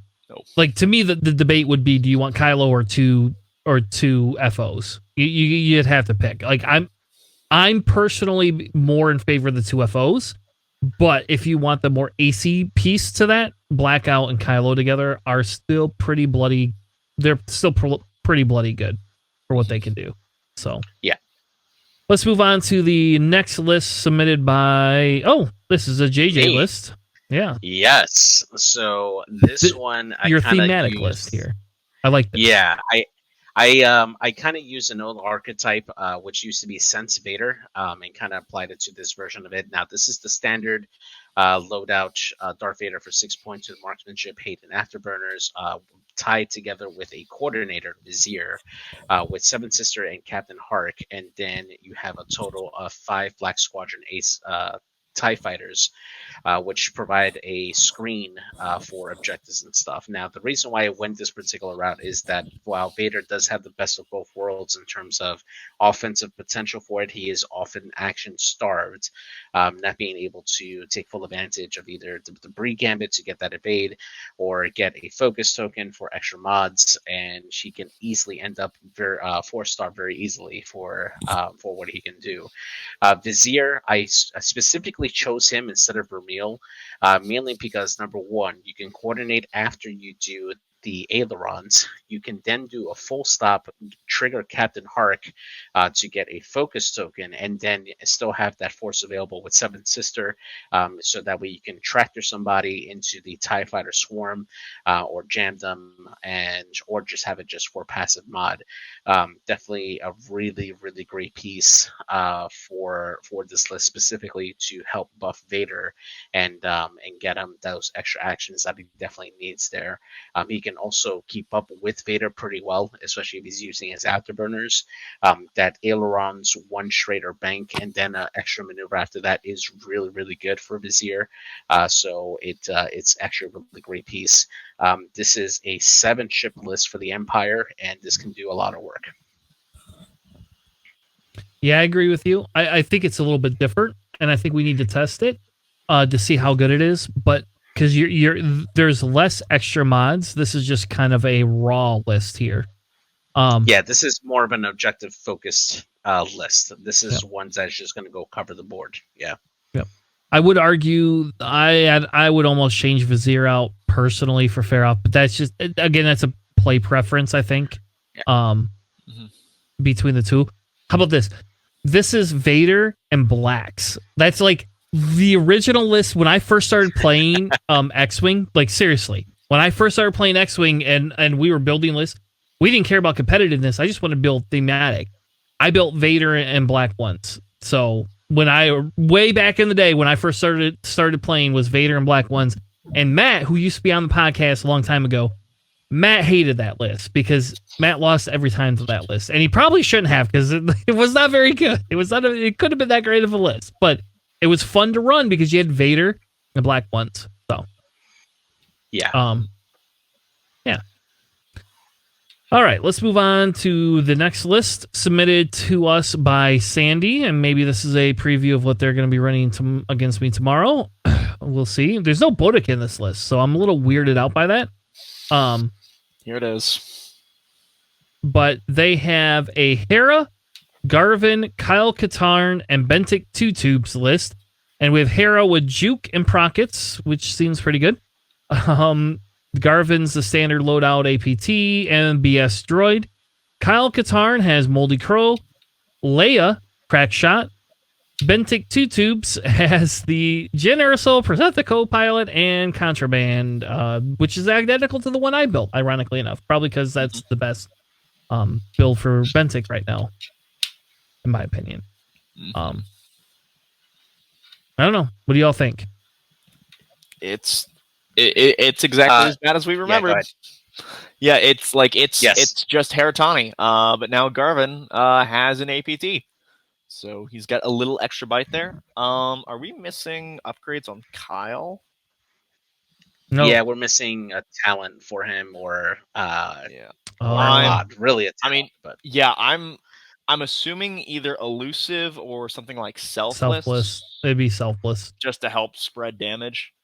But that is, and I think the question is, does a list like this hold up to objective play? Because you do have to keep all of your ships relatively close to each other in order to keep the whole combo circle moving. So you need a lot of space to move through. You need to have objectives near you. You can't really, I mean, like, I guess you can have, like, maybe Garvin break away from the group to try to get a couple objectives here and there. But this list is just focused on not dying. Yeah, I agree. Now it does suffer a bit in terms of objective play, specifically for like salvage or scramble, because you don't have enough ships to really cover that big board, or spare extra actions there. Now the secret sauce of this obviously is going to be Benthic and Kyle being able to stack up those tokens fairly fast, and then passing off to Hera, which Hera becomes the enabler for everybody else. On turn one, you can easily get Kyle those 2 focus tokens that he needs to stack, and then round 2, where the objectives become active, you can easily just get the other ships to go grab those objectives or interact with them, and then just pass out focuses as you need it, and turning them into to evades with Jern Urso. It does still need to be within that bubble in order for it to be very, very effective.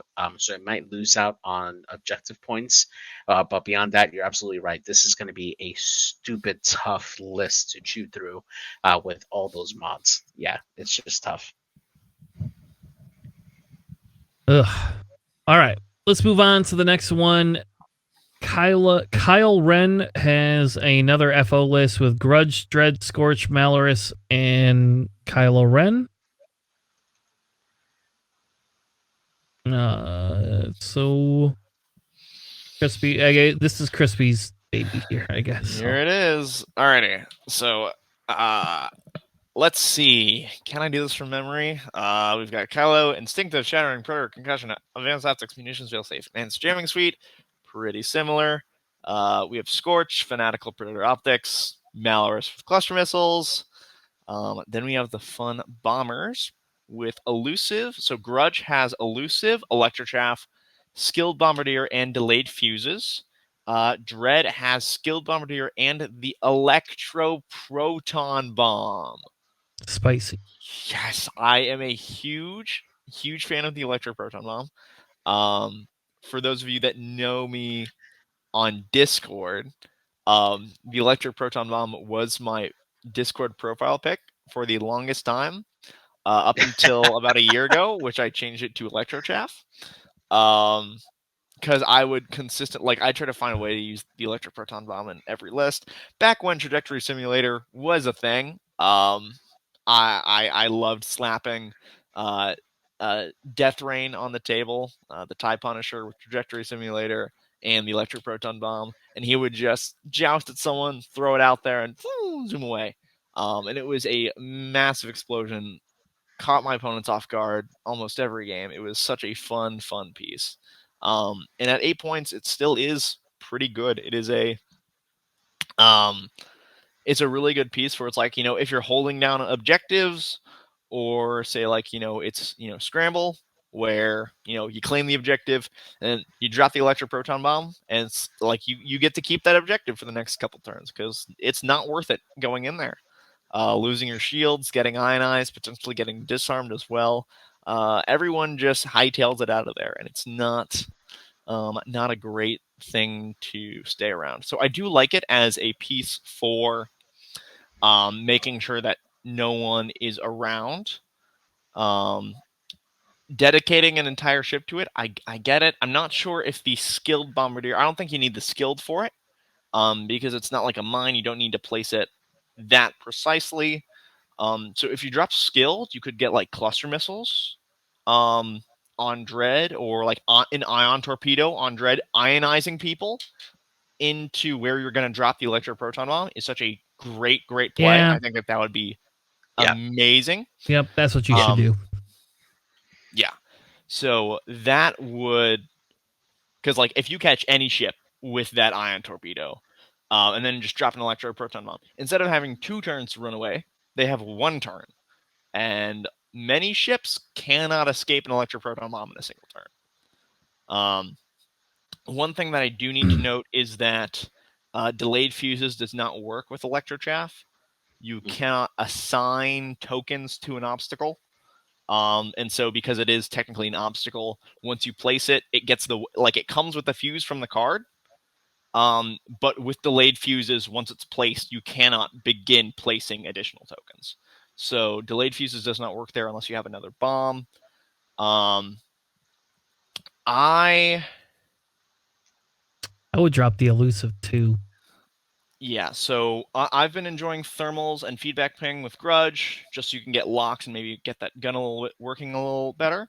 However, I do say I love seismic charges with Electrochaff. Yeah. I like now that you don't have the proxies there, right? You don't have the ability to you jam people, you stress them, and then your next turn is you're gonna drop a proxy mine on them. Now you have the seismic charge that is ready to blow up the chaff rather than do any extra damage. So if they stay by the chaff, it's gonna be pretty big. Although it is a weird take because you have Shattering Shot on Kylo, so you do enjoy getting the shots through the obstacles. So you maybe don't want to remove them as much as you normally would in a list. Where it's you remove this, you get the damage. That's fine. Shattering Shot from Kylo is really good, especially because you have the focus jam, focus rotate. It's really nice. But I do enjoy the seismics. I think here, I think you're okay with the seismics. I really am actually very pro seismic with Grudge, and I think you put that DT798 gunner on him. I think it's a spicy gunner, because you're now like a mini Jingoist that has a lot more health. And if you think about what you're doing with Dread and Grudge, if you're going to place them kind of over here and side by side, you now have Kylo coming in. You got your Electro Proton Bomb that's going to go on one side. You can have extreme area denial, like you don't believe. And I think I would try that DT798. I think I would do that. Yeah. There's no range restriction. And other than arc. Yeah. Other than an arc, but there's no range restriction for it. So I don't know. I think because again, it makes your 2 dice gun a little bit better. I don't know. I think it's got to be played with, but I think that's a spicier take. So I do have a question for you, Crispy. So do you think with Electro Proton Bomb, is it worth keeping your Grudge within the blast radius just to guarantee that you can re-roll the dice for the enemies for when they roll for the Proton Bomb? So it depends on the state of your Grudge. Are you okay losing your shields? Then yeah, that's fine. Because just doing the math on how much it would take to do certain things, it's okay, if you really need and see, here's the thing, Grudge is moving it at I2. If you know for a fact that you're gonna hit stuff, it's probably all right to trade Grudge for higher pieces. I'm gonna severely hurt Grudge right now, but I'm going to make sure that my opponent's Vader or my opponent's Anakin suffers more. That's fine. If you aren't sure that it's gonna hit, it really sucks to hit only your own guy, and then you're basically just rolling to save your life. Yeah. Although, I mean, so for those who don't know what the Electroproton Bomb does, it gets a fuse, it explodes at range 2 instead of your standard range 1, which is a much larger bubble than people anticipate. You roll 4 dice. Each blank removes a shield. Each hit and eyeball gives the ship an ion token, and each crit gives that ship a disarm token. So the chance of getting a crit on 4 dice is roughly 40%. But once you add in 2 rerolls in there, I believe it goes above 50. I think it's like close to like 55% or something like that. That's So pretty good. if you want to disarm something and really like get in there, throw grudge in there, you can pretty consistently get the disarm to happen. Or it's like all right, grudge is going to take some consequences, and you can like re-roll. Like let's just say, like if grudge doesn't have a good shot, he's fine keeping the disarm. If he's already lost his shields, he's fine, keeping all the blanks. If he doesn't want to be ion, you can try to re-roll the ions. Although the most common case is just you get 4 ion tokens, and oh no, what are you gonna do? But from there, it is a play that I think that many people won't consider immediately. Like many opponents won't consider that immediately. It's just in the moment. It's like, Grudge can hop in the bomb if he needs to. Yeah. Or you're dropping it, and Kylo is not going to be able to get out of the bomb radius. All right, send Grudge in there. Make sure that Kylo doesn't suffer that badly. Yeah. I think it's it can be a heads up play. I don't think it's a guarantee every time. Okay. Yeah, I think that if my grudge has no shields and his back is still towards the center, I think I would keep him there, especially if I can drop another like bomb behind me. Like honestly, I would like to have like a proton bomb to follow up after that. Because if your opponent loses all their shields from the electro proton bomb, and then you follow it up with a regular proton bomb to get a crit through, that feels pretty good. Yeah, that feels really good. So the next list that we have here is your first order list that you adjusted here. So go ahead and walk us through it. Yeah, so this is kind of my adjusted first order list, because from what I've been running, it's been doing pretty well. And now with the chaff and the proxy changes, I need to come up with at least slightly new stuff. So of course I have Kylo, Instinctive Aim, Shattering Shot, Predator, Concussion Missiles, Advanced Optics, Munitions, Failsafe, Enhanced Jamming Suite. Excellent. Malorus with Cluster Missiles. Excellent. Scorch, Fanatical Predator Optics. Very nice. Then once again, I have the Grudge that I suggested for another list. Feedback Ping, Electro Chaff, and Thermal Detonators. So once again, you have that area denial with the chaff. Unfortunately, you lose Skilled Bombardier, which is a little sad, but you can live without it. You don't get the explosiveness out of the chaff anymore, so you can't like get the boost into the 5 straight launch. So it's it means you have to play a bit more aggressive up front. But now you also don't have the points for elusive, which I could generally stick on grudge. So now there's a little bit of a worry that, if my opponent zooms out to meet me on that first turn, that I might take some damage that I'm not anticipating. But the thermals partially make up for the damage of the proxies. It's not the consistent spike damage that we see with the proximity mines, where it's like, I want this TIE fighter dead right now. We're going to make that happen.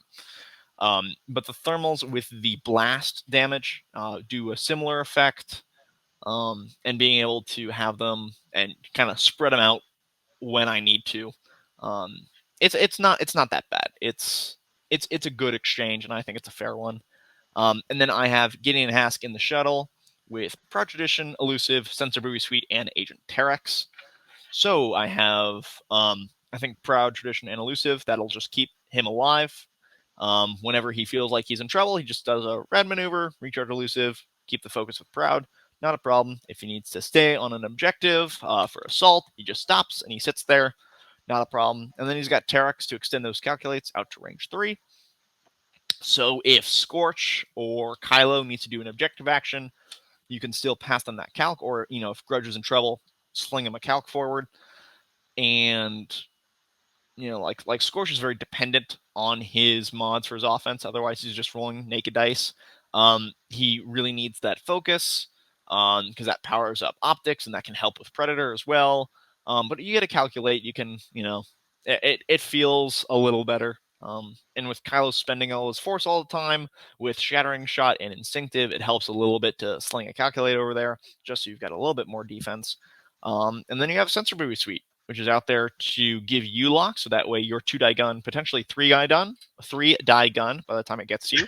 Since Kylo Kylo, Malorus, and Scorch will have already shot for the turn. Gideon Hask might be shooting at a damaged ship. He might be a 3-die gun. You might need a lock with that shot because you probably spent your action coordinating. I didn't have enough points for a tactical officer in there, but blue maneuvers are all right. And if you stay stressed, you can still just do a white maneuver and focus. So it's not the end of the world. But this is probably going to be my competitive list moving forward. Wow. Just because, like, and I'll put that out there. I think that this is the change that I'm going to make, and I'm going to start practicing. Wow. Just Nice. because of like the consistent results that I've seen before, and the trade from Dread to Gideon. It's now less explosive out of the gate, where it's like, all right, I'm going to double chaff you. I'm going to have these mines. We're going to go out there and we're going to hammer you immediately.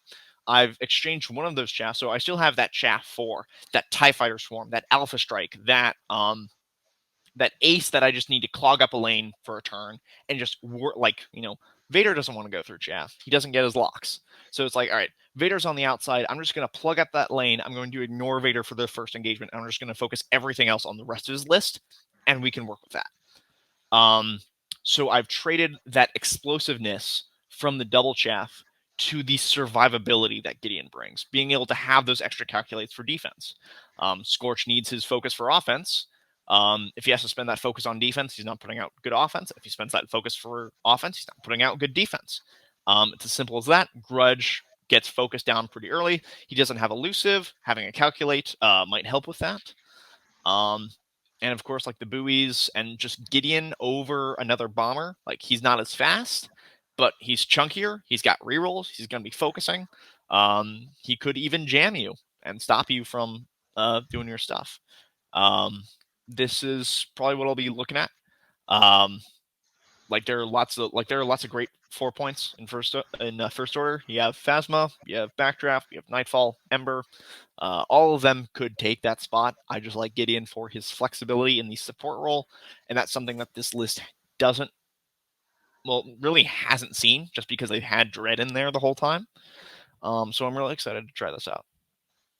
Yeah, I think that's the corner piece there, right? Is the coordinating Hask that has a possibility of shooting a 3-die gun gonna be beneficial? I think it is, but I think I guess we'll see. We'll see. But to me, it kind of seems like it's probably a pretty decent shift, and I think the loss that you really have is just that, like, the proxy piece of that. Mm-hmm. With the skill bombardier. But I don't know. I don't know. I've played Hask. I played Hask quite a bit when he first came out, and felt that it was beneficial. It's just back then the FO wasn't in the same.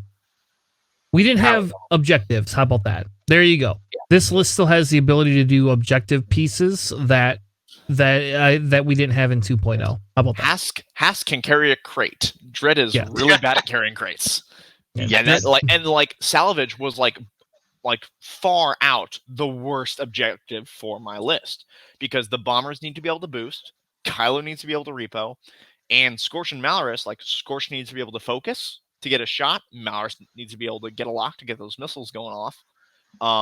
They don't really have an action to spare on turn 2, because they're probably shooting by now, and they want to spend their action doing something, engaging. So now I can have that passive, passing out of calculates. I can have Gideon Hask back. That's fine.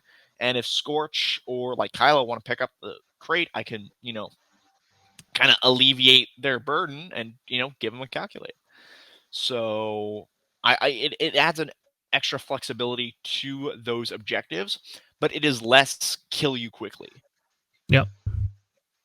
Now, my last question for this before we move on is just your thoughts on tactical officer Hux versus Terex for what you want to do with this. Just being able to get those extra like tokens out there for like Kylo and Malorus and Scorch, which would essentially be able to clear their stress. Yeah. The thing is that putting on Hux would only benefit coordinating Scorch and Malorus, since they have to be the same ship type, I believe, with Hux. Oh yeah, that's right. So yeah.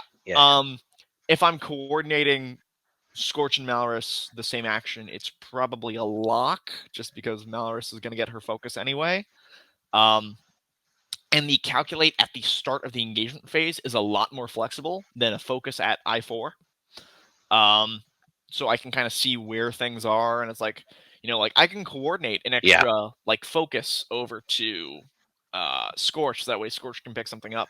But if Scorch isn't going to be really a big player in the engagement, maybe my opponent dive bombed Grudge early, or they went after Kylo, being able to have that range 3 extension of, oh, that ship needs help, I'm going to go help them out. And it's passive. Like, I can spend my action doing other stuff with Gideon. I like it. Yeah. Mm-hmm. All right. Let's go to the last crispy list, and then we should probably wrap it up. Alrighty, so I think we just have to do another episode of this, man, because it's just so good. Going through these. I've always considered myself a better list builder than I am pilot, and I love list building. It's probably one of my, like, I come up with so many weird things, and people wonder, like, how did Mando get to this top table, and why is there a Cad Bane next to him as well? And it's just a lot of fun. But this is probably the most fun first order list that I've played in a while. Shifting more towards the ace side of first order. Back in 2.0, I always, was an ace player. Like 2 and 3 ship lists really were my bread and butter. I did well with like a tie swarm here and there, but I had the most fun flying aces, and flying this list brings back that joy. So of course I have Kylo Ren. He's great right now. Instinctive Aim, Shattering, Predator, same build. Then I have Wrath in the Whisper with Proud Tradition, Predator, Ion Cannon, Pattern Analyzer, and the Jamming Suite. Then I have Breach in the Bomber with Proud Tradition, Feedback Ping, Primed Thrusters, Ion Torpedoes, and Thermal Detonators. And then I have the new Grudge that I talked about, Feedback Ping, Electric Chaff Missiles, and Thermal Detonators.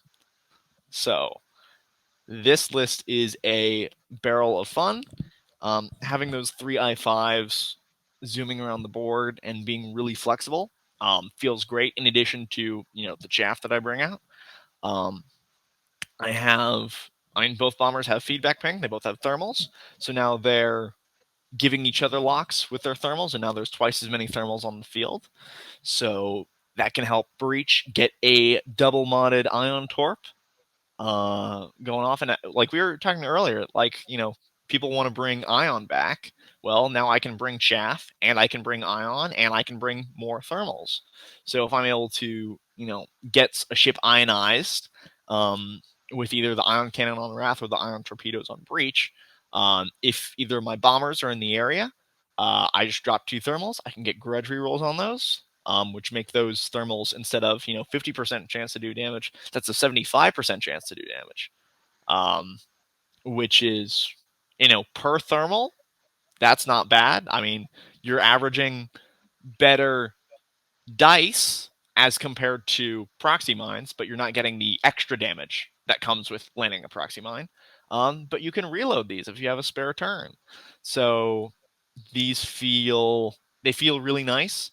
I have the 2 ace pieces of Kylo and Wrath in the Whisper, bringing that jam control.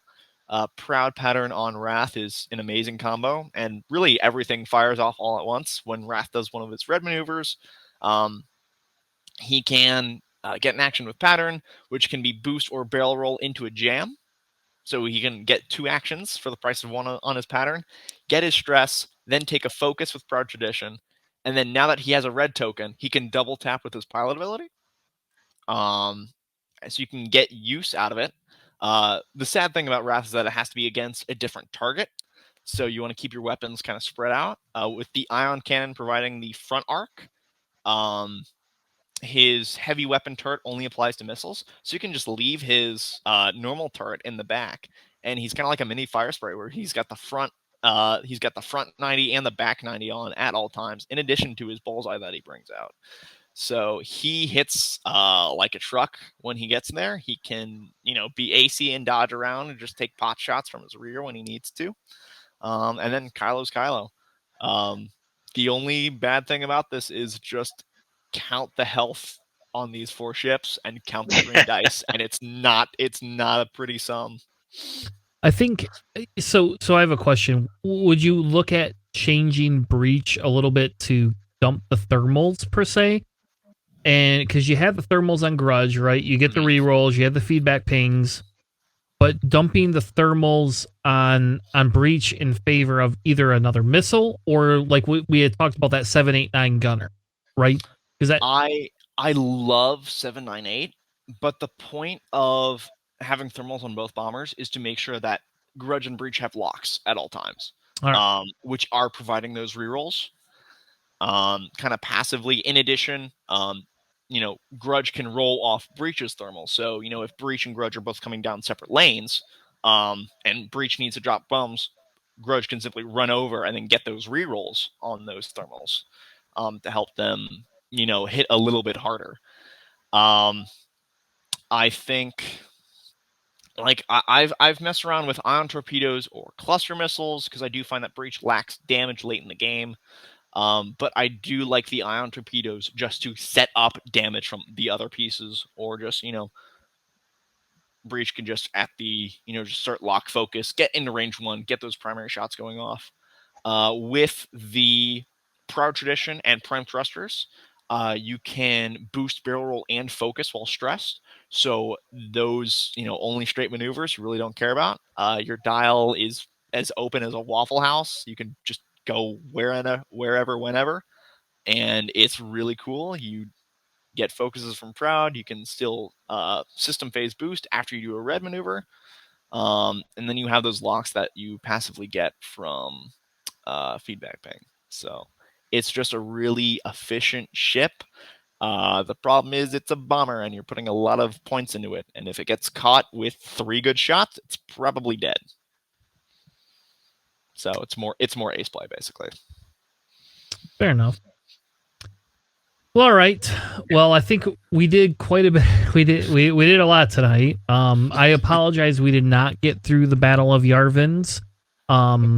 We just didn't.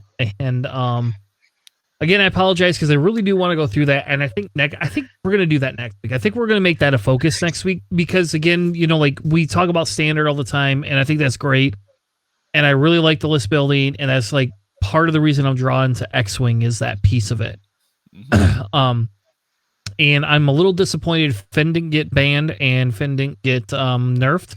So fuck Finn. Obviously tonight it didn't harm me that much, so we're gonna call that a day. So maybe I should be less scared of Finn than what I really am. And I guess I'm not scared. I just think it's a negative play experience. But I mean, if he gets breached, thermal detonated with ion, I mean, good luck. Yeah, I've played against Finn with this list. This list kills Finn. Yeah. All right. Well, and that's good to know because I think that's great, especially for people that want to counter or things to go after Finn. That was I'll be honest, one of my big worries, right? And again, I should stop focusing on Finn, but one of the big worries is proxy mines go up in cost. People are going to take less of them, and that's like a great deterrent for Finn. Right? I got a proxy mine, tonight I had that same issue. I have a proxy mine. It's like they had to make a decision. Are you going to turn in and take the proxy mine or not? By churning out, yes, you did kill another ship with another ship, but Finn was out of the game for 2 turns, essentially. It took 2 turns to come back into that game and do anything. And so you didn't take the proxy, but that proxy mine was so important for Finn. And so I get a little scared when we start seeing some of these nerfs because chafe clouds are the same thing for Finn. Like you get a chafe cloud on Finn, he's not happy. He doesn't want to see a chafe cloud because he ain't going to have double focus bullshit rerolls all the time. And I'm going to take a strain and this and that. Just like Finn doesn't like to see Notorious, But anyway, I think overall, personally, I feel that it was a decent points update. Again, we should have just fucking nerfed and banned Finn and been done with it. But that being said, I think it was a pretty decent update. I am excited that we get to play with some new things. I'll be very excited, once we get the Hot Shots and Aces points, because I really think that is the final piece to this for the next, 3 months until we hit the Adepticon Worlds qualifier. I will caveat this. I will love if AMG 2 weeks before Worlds posts new points. Just throwing it out there, AMG. Let's fuck with Worlds. Let's fuck with everybody, baby. New points, 2 weeks. I'll tell you what, 1 week before, just so that Adepticon has to take the new points. Give it to me. Let's mess Worlds up. I'm all for it. Anyway, thank you all for joining us. Thank you, Crispy, for joining us tonight. JJ, it's 11:30. Are you going to stick around for Andor, or are we going to move Andor to another night? We'll have to move it to another night, but yeah. Okay. JJ has to get up early and do work things. Yes. And he's kind of silly and doesn't want to. He doesn't like to get no sleep. I'm telling you, I didn't go to bed till 6 this morning, and I was up before noon. So just saying. And I got to be up at 6:30 tomorrow morning. So just saying there. Yeah.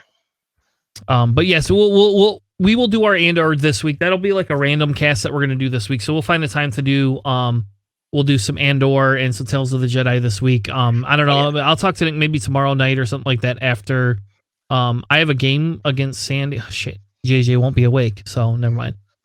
What time? My game's at 10:30 at night. So after I get done, you won't be awake after that. So, yeah, but we'll make time this week, definitely. Cause I definitely want to get my thoughts on Andor and Tales of the Jedi, so we absolutely have to do that before next Sunday. So we'll make time. Don't worry. Yep. And does Andor start looking like Black Mirror? I don't know. Just gonna throw that out there, baby. Go out and watch it. Anarchy is a tempting content. All right. Thank you all for joining us. We'll be back next week, 9 p.m. Eastern. I don't know if we were, as of today, we don't have any games scheduled for Nickel City League. But if you want to stream on our channel and Greg's not streaming, we'll happily stream. So just let us know. With that being said, thank you. Have a good night, and we'll see you all next Sunday. See ya. Bye.